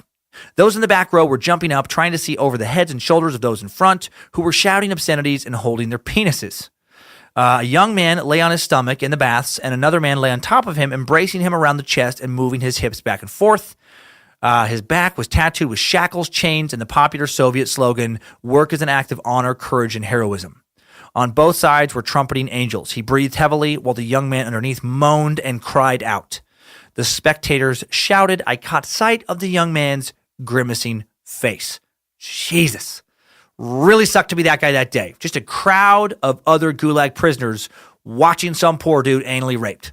Like it was a sport. Like it was like a boxing match or something. The more I learn about communist Russia, just the more I understand the creation of the monster of Chikatilo, What a big deal. The guy's just wrestling. Put on a good show for a crowd. Sounds fun. I see no tragedy. This normal Russian Wednesday afternoon is no big deal. I also found this description of a gang rape occurring on the way to the Gulag. This is even more disturbing. We were taken to the ship. We were marching 5 abreast, as always, in columns, 5 abreast, surrounded by guards on all sides, guard dogs, German shepherds, all around guards with machine guns. They loaded us aboard, and the first thing that happened was the female criminals, the people from the criminal underworld, began to rob us of our own clothes. They made the women strip. The women resisted. They yelled. They batted. If it got so bad that if the criminals liked your underwear, they made you sleep naked, and tossed you some flea-infested rags in return. So this is from a female gulag prisoner's experience. The prisoners in one of the men's holds found a pickaxe. They pierced a hole through the wall into the women's hold with a pickaxe. And then the criminals began filling the women's hold, and they gang raped the women. Fuck, my God. Pickaxing your way through a wall for a massive gang rape. Right? These gulag prisoners are just reduced to being subhumans. Imagine this, poor female prisoner. You show up and then the other women, the toughest women, are fucking slapping you around, taking your clothes, just, forcing you just to sleep with, either rags or just naked in some cold, I'm sure, horrific, floor. And then you got the dudes literally just burrowing through the wall just to, be raped by a whole bunch of dude criminals. Fuck. There was the constant threat of starvation and physical violence as told by one former inmate, saying how much bread you got depended on how much timber you would cut the day before. So this is one, Siberian work camps. A tally that really could be the difference between life and death. Those who met 100% of their punishing targets, a physical impossibility for most men, earned 900 grams of bread, about 2 pounds, while those returning only 50% of their targets got only 300 grams of bread. So, that's significantly less than a pound. Made from rye, which had not been thoroughly cleaned. This black bread was the source of gulag life and carefully hoarded throughout the day. A little with the breakfast soup. Fucking breakfast. This breakfast soup sounds terrible. It's just a few bites during the short dinner break at midday. More with soup in the evening. So much fucking soup. It was just brothy, like fucking boot, tongue, radish soup, some horrible shit. A little bit in the morning, evening to stay off the inevitable pangs of hunger after 12 hours of cutting and stacking logs. If a prisoner stole clothes or tobacco and was discovered, he could expect a good beating from his fellow inmates. But the unwritten law of this camp was anyone caught stealing another man's bread earned a death sentence. An accident was not difficult to arrange in the forests. Ugh. And these stories are just what could happen to you at the hands of fellow prisoners. You could also be killed or raped by the guards at any time. And even if you weren't starving or being beaten or being raped, you were being literally worked to death in many camps. 12-plus hour days of breaking rock, to dig a canal or, cutting and stacking that wood, tunneling for a coal mine, just, et cetera. Just horrible back-breaking labor. All this for something as little as a neighbor ratting you out to secret police for seeming, kind of suspicious or for just not liking you. Fun times. So now let's talk about another form of hell on earth Stalin created, collective farming. Stalin seized all farms and factories, and he completely overhauled the Russian agrarian economy. Farmland is redistributed with no private ownership into collectivist farms. How much would that suck, by the way, if you're already a successful farmer? Man, the revolution did not work out in your favor, The government just takes your shit, redistributes it, fuck that, and actually, as I've read too, also probably kills you for being some, smarty pants farmer. They didn't want you fucking telling their laborers how to do their work. The big landowners were usually just killed after the revolution by Stalin. I know it's not totally rational, and it's not like I have the military training to withstand a military takeover, but reading this does make me want to run out and buy so many more guns. Wolverines! Little Red Dawn reference if you don't know. The goal of collective farming, besides putting even more power into the hands of a totalitarian regime, is that fewer people will be able to work together on larger sections of land and reap higher amounts of food, allowing more of the population to move into cities to work on infrastructure and in the newly built factories, just some communist efficiency. Be efficient or get to the gulag. This means that people were displaced from land they had worked on all their lives, that their family had worked on before them. This system also removed, power from the kulak landowners, the wealthier class. And, they were deemed hostile to the movement, unfortunately. They also knew how to farm and were no longer in charge of these farms. So that's, it doesn't make a lot of logical sense. Peasants were assigned plots of land to work collectively. And these are people with no prior farming experience a lot of times, were tasked with impossible quotas. Government officials came to collect and often took every ounce of food grown, leaving none for the farmers who actually harvested it. This collectivized farming experiment created that whole Ukrainian famine, the Holodomor that Chikatilo was raised in. Remember that? Just, his early childhood. What was big deal? So I starve off and on through childhood. It's built character. It's exciting sometimes to starve, but then barely live, only to starve again almost. Malnutrition may be why Chikatilo did not work right, but everyone have cross to bear. I love Russia. Only in Russia can starving predator like me keep getting job after job and keep attacking children. What a country! Yeah, it's just fucking insanity in communist Russia, especially rough in Ukraine in the early 1930s. In 1932 and 1933, Stalin cordoned off Ukraine to prevent escape because it was so shitty there. People were just trying to get the fuck out. He wanted to, prevent news from getting out to the rest of the country about how bad it was there, so no evidence could be collected or reported. Propaganda had been created showing bountiful bins and wagons, like we talked about earlier, full from the good harvest. And anything mentioned contrary to that resulted in harsh punishment exile, execution. The famously fertile land had been destroyed in a failed attempt at collectivizing the farms. Government quotas, they were impossible to meet. State officials worsened local situations by demanding that not only grain grown be handed over to the state, but all foods grown. No food can now be grown for personal consumption or sale, so the people actually farming the land are starving. And again, we talked about that in the Chikatilo episode, just the fucking crazy irony there. Nearly all farmers, the original landowners, they've been imprisoned during the purges, leaving the land to peasants who didn't know what to do. The result was an estimated 5 million people dying from starvation across the Soviet Union, nearly 4 million in Ukraine.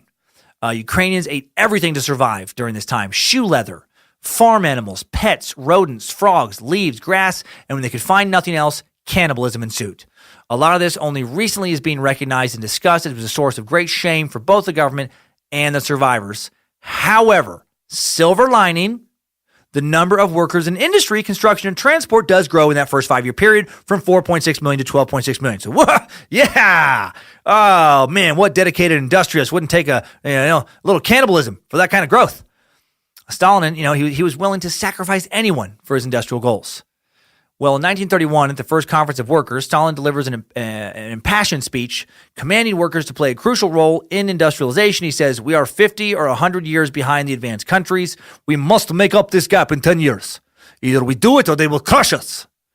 In 1932, Stalin's second wife, Nadia Alaway, a woman he'd married in 1919 when he was 39 and she was 16 because he's a creep, kills herself at the age of 31. Stalin had met Nadia when she was 10 to make it even creepier during one of his Siberian exiles. Man, he loved just finding kids when he's out in Siberia, didn't he?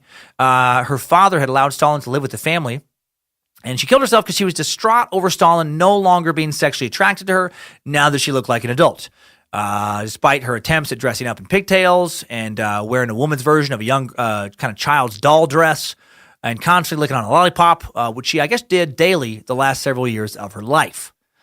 No, she did not. She did not dress like that or lick lollipops, but the rest of it is true.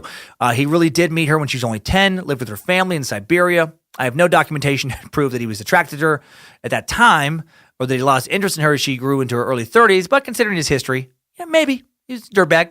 Creepy to marry a girl as soon as she's barely an adult. Even creepier when you met her when you were in your early 30s and she was 10. He really did seem like a pedophile of some sort. Clearly liked him young. And he was notoriously unfaithful to his partners. Dude was 5'4", wore platform shoes, and was self-conscious about his small size, and had a serious Napoleon complex. He had to prove how much of a man he was, had to bed many, many women. And he had a young girl complex, and, combining those two, God, who knows how many young teens he had sex with. But anyway, Nadia did kill herself, which, kind of uncommon for the leader of a nation's wife. She actually shot herself after confronting Stalin about the Ukrainian famine and about the purges that were going on that he had ordered and just receiving kind of contempt in return from him. So what purges, you ask? I referenced that earlier. Well, Stalin had begun exiling, sending to gulags, and outright executing anyone he deemed a threat for his vision to Russia, or to his vision for Russia, and his seat on the proverbial throne. Fellow communists he suspected of not being loyal enough, college professors who came across a little too liberal for his taste, basically anyone else who said anything that the world's greatest, communists didn't agree with, were liable to lose their lives and often did. And, and then his wife took her life. So here's how those purges worked. For the first trials of Stalin's Great Purge, Stalin would force public trials on people he brought kind of trumped up charges against, and people who, he was concerned about rebelling. Prior to trial, they'd be tortured. Their families would be threatened. They'd be interrogated until, quote-unquote, confessions were signed. And then their admission of guilt would be paraded, and the trials were, just pure propaganda, just for show. Stalin was saving the country from another war at the hands of treasonous rebels who wanted to destroy their beautiful nation, full of all this bountiful grain. After a few initial public trials, private trials then continue at length, where torture threats go on to get those confessions. Many of the criminals started as old prominent Bolsheviks that Stalin just needed out of the way. Stalin's secret police led the way for this under his very watchful eye and effectively just eliminated anyone who may have thought anything challenging or thought about challenging him. And all this happened in 2 short years from 1936 to 1938, the big parts of these purges. First, Stalin and his crew came after the old Bolsheviks, then the military officials, then government officials. They moved on to wealthy farmers, artists, intellectuals, foreigners, minorities, scientists, anyone that pissed Stalin off. Or pissed off a member of his secret police. In the end, he killed or imprisoned everyone in his country who could have, ironically, most helped him lead it to success. His extreme paranoia just deleted experts in academia, agriculture, military, crippling his own goals. The official number of purge victims stands at 1,548,366 detained person, of whom 681,692 were shot, an average of 1,000 executions a day. Various historians claim that the real number of victims could be twice that much. That is so much killing. So much killing. The first purge trial was in August 1936. 3 prominent Bolsheviks who helped in the October Revolution, right? Guys who helped get fucking Stalin into power. And 13 co-defendants were accused of joining Leon Trotsky and creating a terrorist organization to unseat Stalin. And Stalin pinned assassinations on him, which Stalin had probably likely been involved in himself, actually, and ordered them all to be executed upon finding them guilty. And they'd usually be executed like the same day. The second trial found 4 prominent members of the Soviet regime and 17 others charged with collaborating with Trotsky, committing various acts of sabotage while working for Japan and Germany. All were found guilty. 4 were given 10-year sentences, and the rest were executed. The third trial was in March of 1938. This one effectively claimed that they had missed some folks in the first trial. 2 prominent leaders from counter-Marxist groups in the 20s and in the 20s and 1921, including other prominent figures such as well-respected doctors. Other co-defendants were charged with conspiracy, assassination, and espionage. All but 3 were found guilty and sentenced to death. I guess they left the 3 out just to make it look like it was a fair trial. This one was hard for the world and public to swallow, as it was so clearly absurd and included charges against known loyal Marxists and prominent intellectuals. Additionally, one defendant during this trial did plead not guilty. Did it in court, changed his stance after having signed over his confession, The following day, he returns to court with a dislocated shoulder amongst other injuries and proceeds to plead guilty. So they just fucking beat him into changed his mind, and his young wife and infant son were threatened, and promises were then made to keep them safe if he played along. Well, despite those promises, after his execution, his wife was just immediately sent to the Gulag. Man, that guy was a motherfucker. Stalin also had his 2 heads of the NKVD police, the first and then his successor, charged and executed. No one was safe, right? Even if you did exactly what Stalin told you to do, you could end up knowing too much and still be killed. The NKVD, the secret police, they were allowed to conduct their own trials that took place in the moment, on site, or behind closed doors, and you could be found charged, found guilty, and imprisoned, and then executed all within the same day.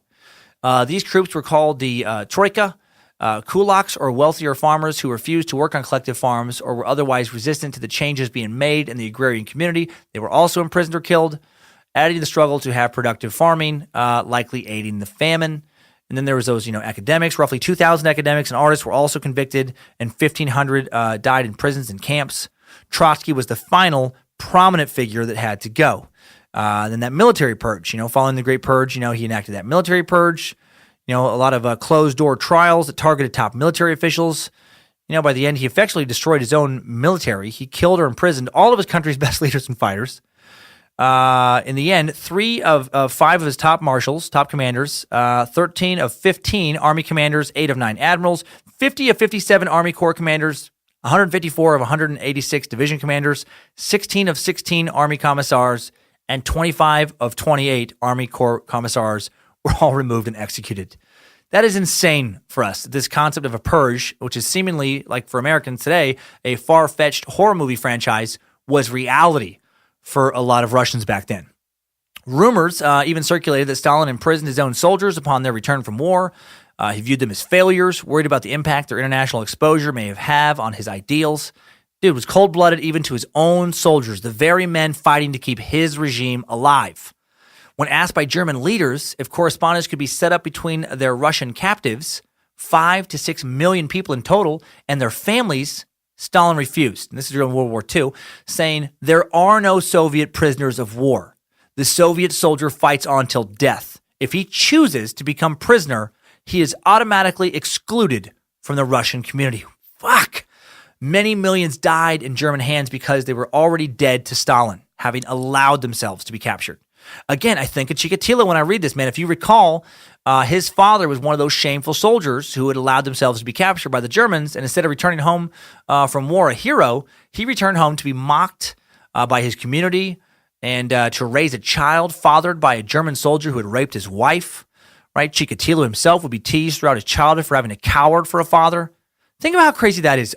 Think about how crazy a world is where Senator McCain, John McCain, would never have been allowed to run for any political office because he would have been a coward, instead of a national hero for, surviving enemy internment. Stalin was so hardcore about making sure his soldiers fought to the death, he was such a heartless piece of shit, he passed Order Number 270, demanding that his military fight to death instead of surrender under penalty of severe consequence and threat to family. Soldiers, having been exposed to how others in Europe were living, began to reflect on their own dire situation in Russia, and the concept of surrender or defecting became very tempting. So he passes that Order Number 270 saying there are no Soviet prisoners of war, only traitors. Thousands are deprived of food and aid and die because a family member had been a traitor and allowed themselves to be captured. So, to keep them from just running away to another country, he makes it known that their families back home are going to suffer if they leave or become captured. And as terrible as all this was, though, under this oppressive new atmosphere of fear and death, his plan to industrialize Russia did work. Stalin's industrial goals did succeed at the cost of basically everything else.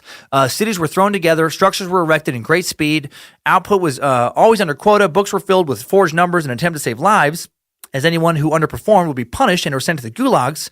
But USSR did become a leading industrial nation. So, I guess for him, totally worth it. Now let's jump back to his 5-year plans. Okay, the second plan, 1933 to 1937, focuses on heavy industry. That's given top priority. Goals are eased as a reward for meeting goals in the first plan. Incentives are now part of the deal instead of just punishments. Women are encouraged to join the workforce. Childcare is now offered. The Soviet Union becomes one of the top steel-producing countries in the world under the second 5-year plan. Oh, and before things sound too good, the quality of life greatly diminishes for everyone, as very little attention is paid to consumer goods. So they're making everything for like industry, like military and stuff, but they're not making actually things to live a comfortable life. The first 2 5-year plans increase the industrial capacity of the USSR dramatically in all major fields: steel, coal, electric power. Create new manufacturing sectors indispensable to any great power: automobiles, aviation, chemicals, plastics. Consequently, the first 2 5-year plans laid the foundation for the industrial might of the Soviet Union, especially in the military field. So despite all this evil, he does, through brute force, just forge the Soviet Union ahead into an industrial military power. Okay, so now the third plan, 1938 to 1941. The first 2 years of this plan are disappointing, and then after 3 years, World War II interrupts the plan. All right, on August 29th, 1939, Nazi and Russian forces signed a non-aggression pact that effectively meant both countries had agreed to stay out of each other's way and not attack each other. I did not know that before this. This was a massive public statement that caused a lot of stress for the rest of the world and was shocking given the historic animosity between the two countries. Maybe I did actually come across it. Anyway, additionally, they signed a secret pact to divvy Europe up between them. That's right. Hitler and Stalin were in cahoots. Stalin and Hitler were known actually to quietly appreciate each other's work and tactics. Stalin annexed parts of Poland, Romania, Estonia, Lithuania, Latvia, and launched an attack on Finland. For a while, things went as planned, but then the Western Front began to bolster and prove more difficult than initially thought for the Germans. It didn't look as though Britain would fall. The Allies were gaining footholds in many locations. The Germans were also watching Russia's failure at their Winter War, and they realized that their current partner may be an easier target than an asset. And they switched directions, and came after Russia, moving east, the easier target, instead of continuing west. Which also, for military historians, is probably a good reason why, the Nazis lost their war, is because they decided to fight a war on 2 fronts instead of just focusing their energy on one side. Anyway, June of 1941, Germans attack Russia, breaking the non-aggression pact. Stalin is stunned. He doesn't see this coming. His shock leads to a slow response that results in thousands and thousands and thousands of casualties. Stalin had ignored warnings from his own intelligence, the U.S. and Britain, and was completely unprepared for this. As Germans invaded Russia, heading to Moscow, Stalin employs the scorched earth method of burning and destroying his own country's goods so that the Germans can't have them. Man, dude was just fucking ruthless. Just did what it takes to get things done the way he wanted them to. Russia turns it around at the Battle of Stalingrad in August of 1942, lasts till February 1943. Stalin joins Allied initiatives to battle Germany, all while still planning on expanding Russian territory. World War II could not have been won by the Allies without Stalin's help, which was acknowledged by Churchill and Truman, although their distrust of Stalin continued and resulted in the Cold War. And despite World War II's interruption of his third five-year plan, despite heavy losses, Russia does continue to grow into a world power during this time. An overall rate of annual industry growth averaged 12 to 13% in the 40s, which is virtually unheard of. And that growth rate continued into the 50s. At quick glance, this seems to have been about double the growth rate of the U.S. that time, which was also doing very well. So, dude was a motherfucker, heartless bastard, but without him, Russia likely would not have become a world power. Who knows if Trotsky would have industrialized as effectively as Stalin did? Probably not. He just was not as ruthless, not as singularly focused. Okay, the fourth and fifth five-year plans, the fourth from 1946, 1950, the fifth, 1951, 1955, focused on reconstruction after the war. Outside of Poland, the USSR was the hardest hit during World War II, and the nation was left in ruins. Casualties, as many as 20 million, left many job vacancies. Animals, farms, buildings, factories gone or destroyed. The USSR could not agree to terms with the U.S. for a loan to aid reconstruction. Reparations are received from Germany and other European countries who pay Russia for having saved them, which does help with some funding. And then during his fifth five-year plan, the cruel dictator dies. He suffers a cerebral hemorrhage, and on March 1st, 1953, he suffers a hemorrhage, and then he's dead by March 5th, and the country mourns profusely. Of course they do. They have been brainwashed to love him. He lives to be 74, and there is speculation by some historians that he may have been poisoned due to suspicious autopsy results. We'll never know for certain, and that does take us out of this Timesuck timeline. Good job, soldier. You made it back. Barely.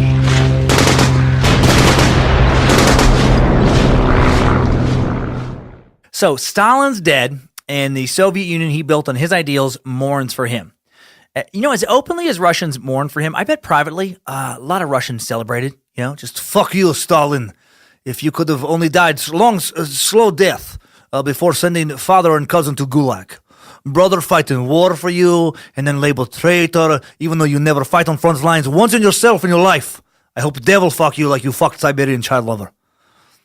Actually, they probably didn't think that because they probably believed all his bullshit. Stalin really was such a piece of shit, Just check out this story on his relationship with his firstborn son, Yakov. This is, if you didn't already think he was a monster, check this out. Yakov, Stalin's firstborn son, once tried to commit suicide but did not die. Stalin remarked that Yakov can't even shoot straight. Then Yakov goes to join the Red Army, and he's taken prisoner by German Nazis.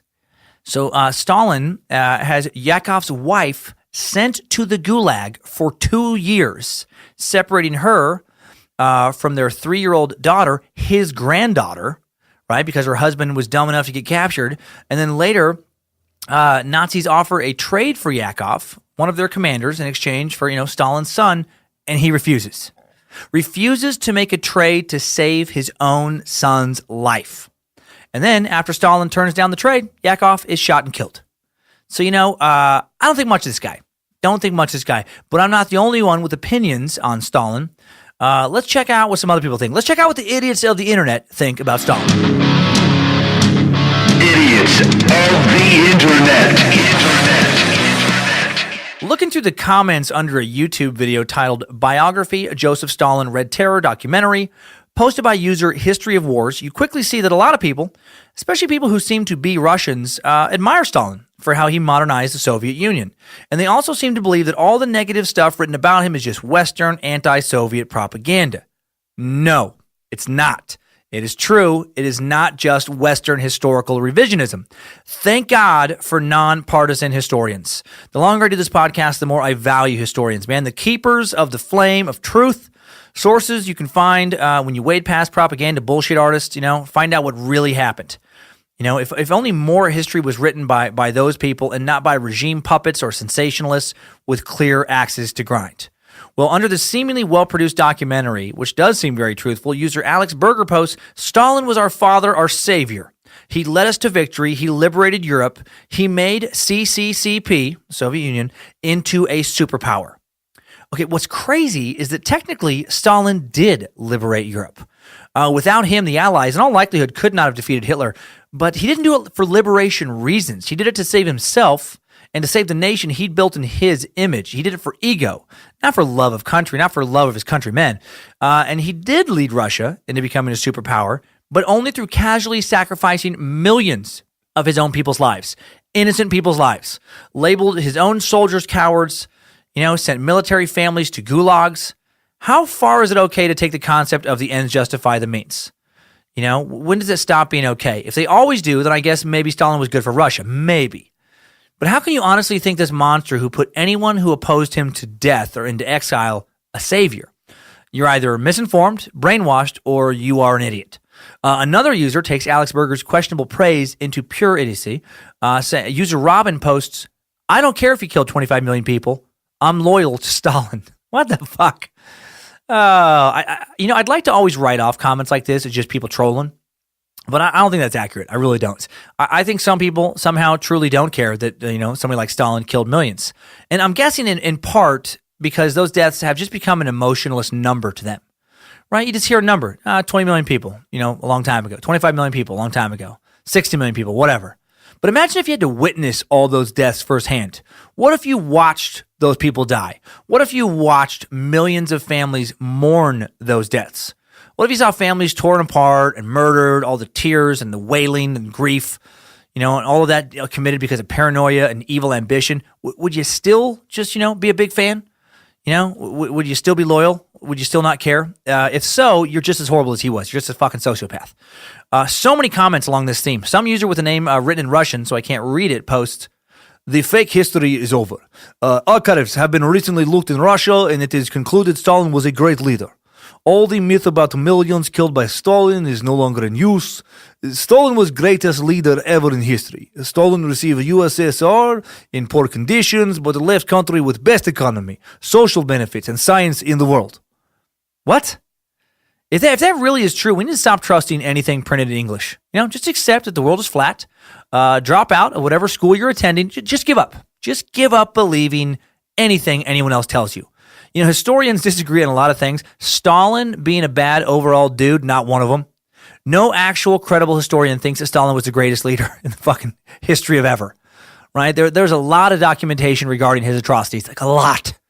And he didn't create the best economy. He created a system of terror where people lived in fear and poverty. According to a recent Forbes article, Russia currently still has a lower overall quality of life than China does. When you factor in the average citizen's purchasing power index, healthcare index, poverty price to income ratio, average traffic commute time, pollution levels, other factors, what's the point of being a superpower if the life of your average citizen is just wretched? And then idiot Frankie Hunter posts something that actually scares me. He posts under another Stalin video called "A Portrait of Stalin's Secret Police." "What I don't like in the majority of the comments is the one-sidedness. The people who are living in the West only read and heard bad things about socialism in the Soviet Union. But if you know Russia and follow the Russian comments, they are 80 to 90% in favor of Stalin. And I would rather believe people who lived under Stalin and their children and grandchildren than the Western quote-unquote historians." No, Frankie Hunter, you dumb shit. Wrong.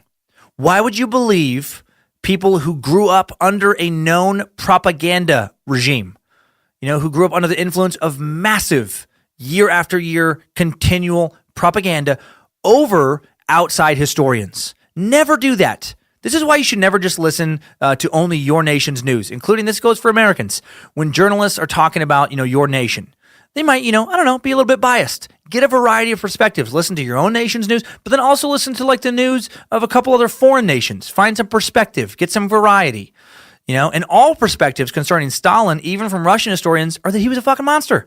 It's not like Russian historians no, he was great. He was the best man ever. No, he's horrible.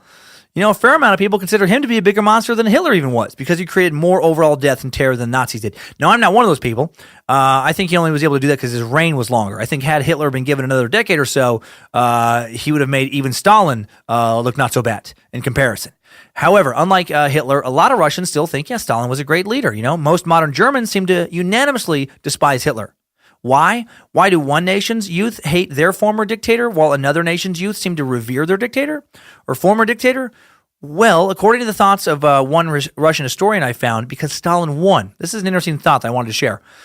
Stalin won his war. He won World War II, and because he was a winner, his crimes get washed away. He becomes viewed as necessary for Russia to become a superpower. They needed a strong leader, and he just did what he did. Did what had to be done, and everything else is just lies and half truths spread by those who opposed him, lies spread by the people he defeated. How sick is that? To the victor go the spoils, and their crimes are forgotten and forgiven. But that is how history works, right? Right? An American of European descent, they're going to have a little different take on General Custer's historical value than a Sioux Nation American Indian, I'm guessing. A white American maybe going to feel a little bit differently about the legacy of Thomas Jefferson than an African American. It's interesting how we view our founders and military leaders, is it not? Well, while you can make a case for a lot of historical figures committing bad deeds that can somewhat kind of be chalked up to them being products of their time, Stalin does not get that pass. He was not a good dude by any standard, including the standard of a 20th century Bolshevik revolutionary. His peers did not consider him to be a good dude. He was a tyrant. He did accomplish a lot for Russia, but only through committing an unbelievable level of atrocity. And hopefully, someday, there will be less idiots of the internet who praise him. Idiots of the internet. Stalin's legacy really does make me think about other historical figures, man. How much good does it take to balance out such egregious sins? Does turning Russia into an industrial power justify the death of 20 plus million Russians? Or some figures up to 60 million? What if had Stalin not modernized Russia, backwoods Russia would still have been eventually sacked by the Nazis, and the Nazis would have won and butchered, hundreds of millions in the wake of World War II? What if they still ruled the world today? Does doing what he did to militarize, industrialize Russia, which did lead to his ability to keep Hitler from sacking Moscow and possibly win the war, it did give Allies the time and opportunity to invade Berlin. Does that justify his crimes? I don't think so. I don't think so, because it's not like he did what he did to stop Hitler. His motive was never altruistic, never remotely selfless. He did what he did because he wanted to just continue to lead, the most powerful nation, one of the most powerful nations in the world, at any cost. His actions were all about his desire for power, his unquenchable thirst for control. His ruthless ambition happened to lead to some good outcomes. He was a piece of shit whose own evil deeds did, kind of put him in a place where he was able to cancel out another evil dictator's horrible agenda, but that doesn't make him a good dude in any way, I don't think. To me, Stalin is no better than some gangbanger who happens to shoot another gangbanger in some drug deal gone bad before that gangbanger accidentally shoots an innocent child. Gangbanger number one did technically save a kid's life in that situation, but he's also sure as shit not a hero. So to me, that's Stalin. That's the gist. Now, let's take one more look back at Russia's Man of Steel with some top 5 takeaways. Timesuck. Top 5 takeaways. Number 1, by 1927, 10 years after the Bolshevik Revolution and 3 years after revolution leader Lenin's death, Stalin consolidated his stranglehold on the Soviet Union and turned a backwoods farming nation where 9 out of 10 Russians lived in rural farming villages into an industrial superpower able to help defeat Hitler in World War II. Number 2, under Stalin's reign, over 6 million citizens of the Soviet Union were deliberately killed by Stalin's regime, either executed outright or dying from anything but natural causes in gulags. Over 20 million deaths are attributed to having been the direct consequence of Stalin's actions, such as enforcing collectivized farming. Number 3, Stalin had a 13-year-old Siberian lover who he got pregnant twice. Gross. Number 4, if Leon Trotsky would have succeeded Lenin instead of Stalin, many, many less Russians would have died, as Trotsky was far less bloodthirsty. However, Trotsky did want to make the world one big communist state. So maybe Stalin saved America in a weird way from becoming a communist nation. So I guess maybe thanks Stalin for that. Number 5, new info. Let's look at a few Stalin quotes that reveal further insight into his deplorable character. Here's the first one. A single death is a tragedy. A million deaths is a statistic. Okay. Ideas are far more powerful than guns. We don't let our people have guns. Why should we let them have ideas? That's terrifying. And the final one, death is the solution to all problems. No man, no problem. Wow, that last quote is so exactly what I think sometimes. Son of a bitch, turns out I got a little Stalin in me. I do in moments of frustration think, no man, no problem. Dead. Maybe in light of hearing this, come from Stalin, that's not the best way for me to think. Oh, and his mustache supposedly influenced the mustaches of Hitler, Saddam Hussein, and other dictators. Yeah, he had a fashionable stash. Seriously, gotta have a strong stash game, I guess, to rule with an iron fist. Timesuck. top 5 takeaways. So that's it. Stalin has been sucked. And now time for a few more announcements before this week's Timesucker updates. Houston and Dallas. Again, as I said last week, added to the tour. I'll be at the Secret Group Theater in Houston, Friday, April 13th. I'll be at the Texas Theater in Dallas, Saturday, April 14th. One show only in each of those places. More dates at the freshly built dancummins.tv. Yeah, thanks to Josh Krell for getting that going, getting it up. Fuck you to Warner Brothers Records for making it such a pain in the ass to redesign my own goddamn website. Again, check out Patreon, become a space lizard, ensure the survival of Timesuck. Let this experiment and curiosity continue to grow. I can't do it without you. And enjoy that new album on Pandora. And then enjoy the new album from this fucking Space Lizards. Right? You're going to get Maybe I'm the Problem on Pandora. And then in a few weeks, you're going to feel the heat when you become a Space Lizard. Link in the episode description for both signing up on Patreon and the Pandora album access. Thanks to Sydney Shives, Harmony Velicamp, Jesse Dobner, the entire Timesuck team. Thanks for all the reviews. Spreading the suck. Right around 2,500 reviews on iTunes right now. So that helps so much. It helps me get on other notable podcasts as a guest, so I can reach more future Timesuckers, get more space lizards. Big thanks to my little sister Donna Hale, for helping so much with the Stalin research. She is a fantastic teacher and a fantastic Russian researcher. And thanks to all of you who recommended Stalin for today's suck: Morgan Miller, Luke Perard, Crystal Laundry, Seth Quell, Dylan Newton, anyone else I forgot. Next bonus episode drops this Friday, January 26th, and the topic is going to be a surprise. What's that about? Well, you already know if you follow the show on Instagram at Timesuck Podcast, so follow and find out. And now for some Timesucker updates. Updates? Get your Timesucker updates.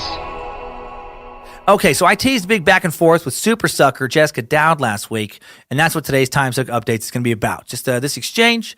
Jessica and I have been going back and forth in a very fun, respectful, and enlightening way, I gotta say, over the nature of Freemasons' fraternal organization and the the nature of organizations to be able to choose their members based on something like gender in general.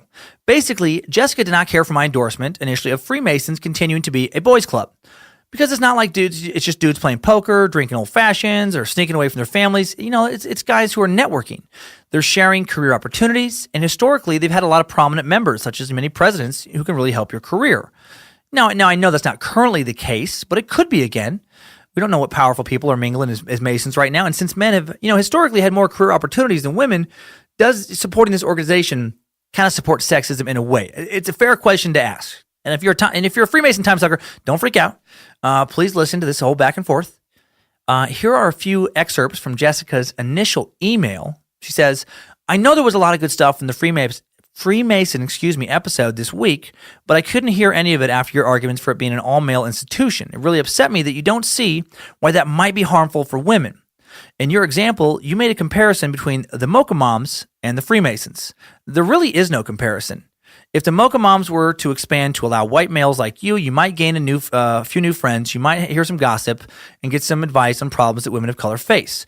Pretty much nothing, I'm guessing you are super interested in. If the Freemasons were to expand to allow females like me, I would be able to gain an instant nationwide network that would help me get jobs, connect with important people in my field, chemical engineering, by the way, about 90% male, and learn from the collective wisdom of powerful people from the last several centuries. Pretty much all I want from life." Well, Jessica, I can't argue with that. Unfortunately, I also can't change history. And this is kind of some of what I, sent back to Jessica. I can't go back and create a female equivalent to the Freemasons. It is unfair to women, that historical divide. It is. But if we force fraternal organizations to open their doors to women, then we have to force women to open their group's doors to men. My wife attends a few meetings for women, some political, some relating to her job as a real estate agent. She values being able to share her thoughts in a women's only environment. She feels comfortable saying things there that she wouldn't say necessarily if men were present, and I wouldn't want to take that away from her. Here's another example. Comedian Eliza Schlesinger, she's being sued right now for turning away two men who wanted to attend a Girls' Night In show November 13th at the Largo at the Coronet Theater in Los Angeles. The show was advertised as a hybrid stand-up show, an interactive discussion between Eliza and the women in the audience aimed at giving women a place to vent in a supportive, fun, and inclusive environment. She invited all, women of all walks of life to come laugh with her and, be ready to share and feel safe for an awesome night of comedy and love. And two dudes are suing because they weren't allowed to attend. And I want to punch both of them in their fucking whiny faces. Why can't there be a women's only night? Because it violates California state discrimination laws. Now, laws that were passed for a good reason, I don't think this is a good example of those, good reasons. Now, imagine if that show was men's only. What if it was, go back to the Mocha Mom example, what if it was white men only? There would be more than a lawsuit. There would be national discussion. There would be protests and fucking outrage. And whoever put on that show would be a white supremacist. And again, I'm a guy who has no interest in ever creating a dude-only show, starting a dude-only group, let alone a white dude-only group. But freedom can't apply to only one certain gender, only one certain race. It doesn't make sense to me to combat racism and sexism by being racist and sexist. So what do? Do all groups have to let anyone and everyone join? Or as long as a group doesn't involve hiring employees or letting someone into a school or business or, can groups discriminate? Who gets to discriminate? Anyone? No one? Businesses can't do it. Is Eliza a business? Should social clubs be allowed to do it? Or is it time to end it for everyone? No Freemason, Fraternal Order, no Mocha Moms, no other group of any type. Okay, so I kind of went back with that, and then Jessica came back with another email. She said, and here's, again, just some excerpts, maybe the answer is not to sort people by categories. Instead of using white, black, male, female as shorthand, we could define the Freemasons as a group for ambitious professionals in search of intellectual growth, and the all-female showing of Wonder Women for people who have felt oppressed in a patriarchal society. Especially in the modern society where gender is becoming more fluid, it might help more people to fit in, even if it is a lot harder to name a club or an event. Even the Boy Scouts are now allowing girls in if they want to learn the same things that Boy Scouts learn. I have been a part of a few women's groups myself, and I am always pleased when men come to take interest in the kinds of things we talk about in an effort to understand. And then Jessica added later in the email, at the same time, I do see your point about allowing private institutions people to exclude people from groups. I just feel like there should be a reason behind it. As long as a man is not disruptive of the purpose of a women's group, I would have no problem with him being there. Stay-at-home dads are included in mothering groups. Gay men are included into groups to gossip about men, and female video gamers are allowed into the gamer chat rooms. I would just like the same courtesy extended to me, where I am not excluded just because of a chromosome. If there were religious beliefs behind the male Freemasons or any visible reason beyond the fact that they wrote no women down on a piece of paper that also included defining the proper color, race, and religion, I could respect that. And later she signed off with, I really appreciate the ability to think this through further, even if probably it's just getting both of us entrenched in our own opinions. Future Space Lizard, Jessica. Well, thank you, Jessica. And we did share a lot of other nice things, too. That's what I love about this kind of back and forth, man. It can be very respectful. And a little bit of my response, the end last night, is just maybe you're right. I said to Jessica, maybe the Freemasons just are not the right group to be all male. I do still believe in men's groups, women groups, etc. When it is not some type of support group, or when it is some type, of support group setting. But when it comes to transferring ancient knowledge and bettering one's life, maybe division by sex really just is sexist and an outdated way of thinking. Who knows? Maybe I'm really tired after a long day, or maybe you're changing and evolving my mind. And I realized talking to Jessica, I found myself defending Freemasons' right to be fraternal based on libertarian ideals, that I think people should be able to form whatever group they want. But I also realized on a personal level that if I were a Freemason, I don't think I'd give a shit if women were allowed in. So what do you think? This is an interesting discussion. Would it be a big deal to make Freemasons co-ed? Do men really need to have this particular group to themselves? And if they do, or if they don't, what groups are okay to divide by sex? And again, reminder, space lizards take everybody. I don't care if you have 2 dicks and 4 vaginas.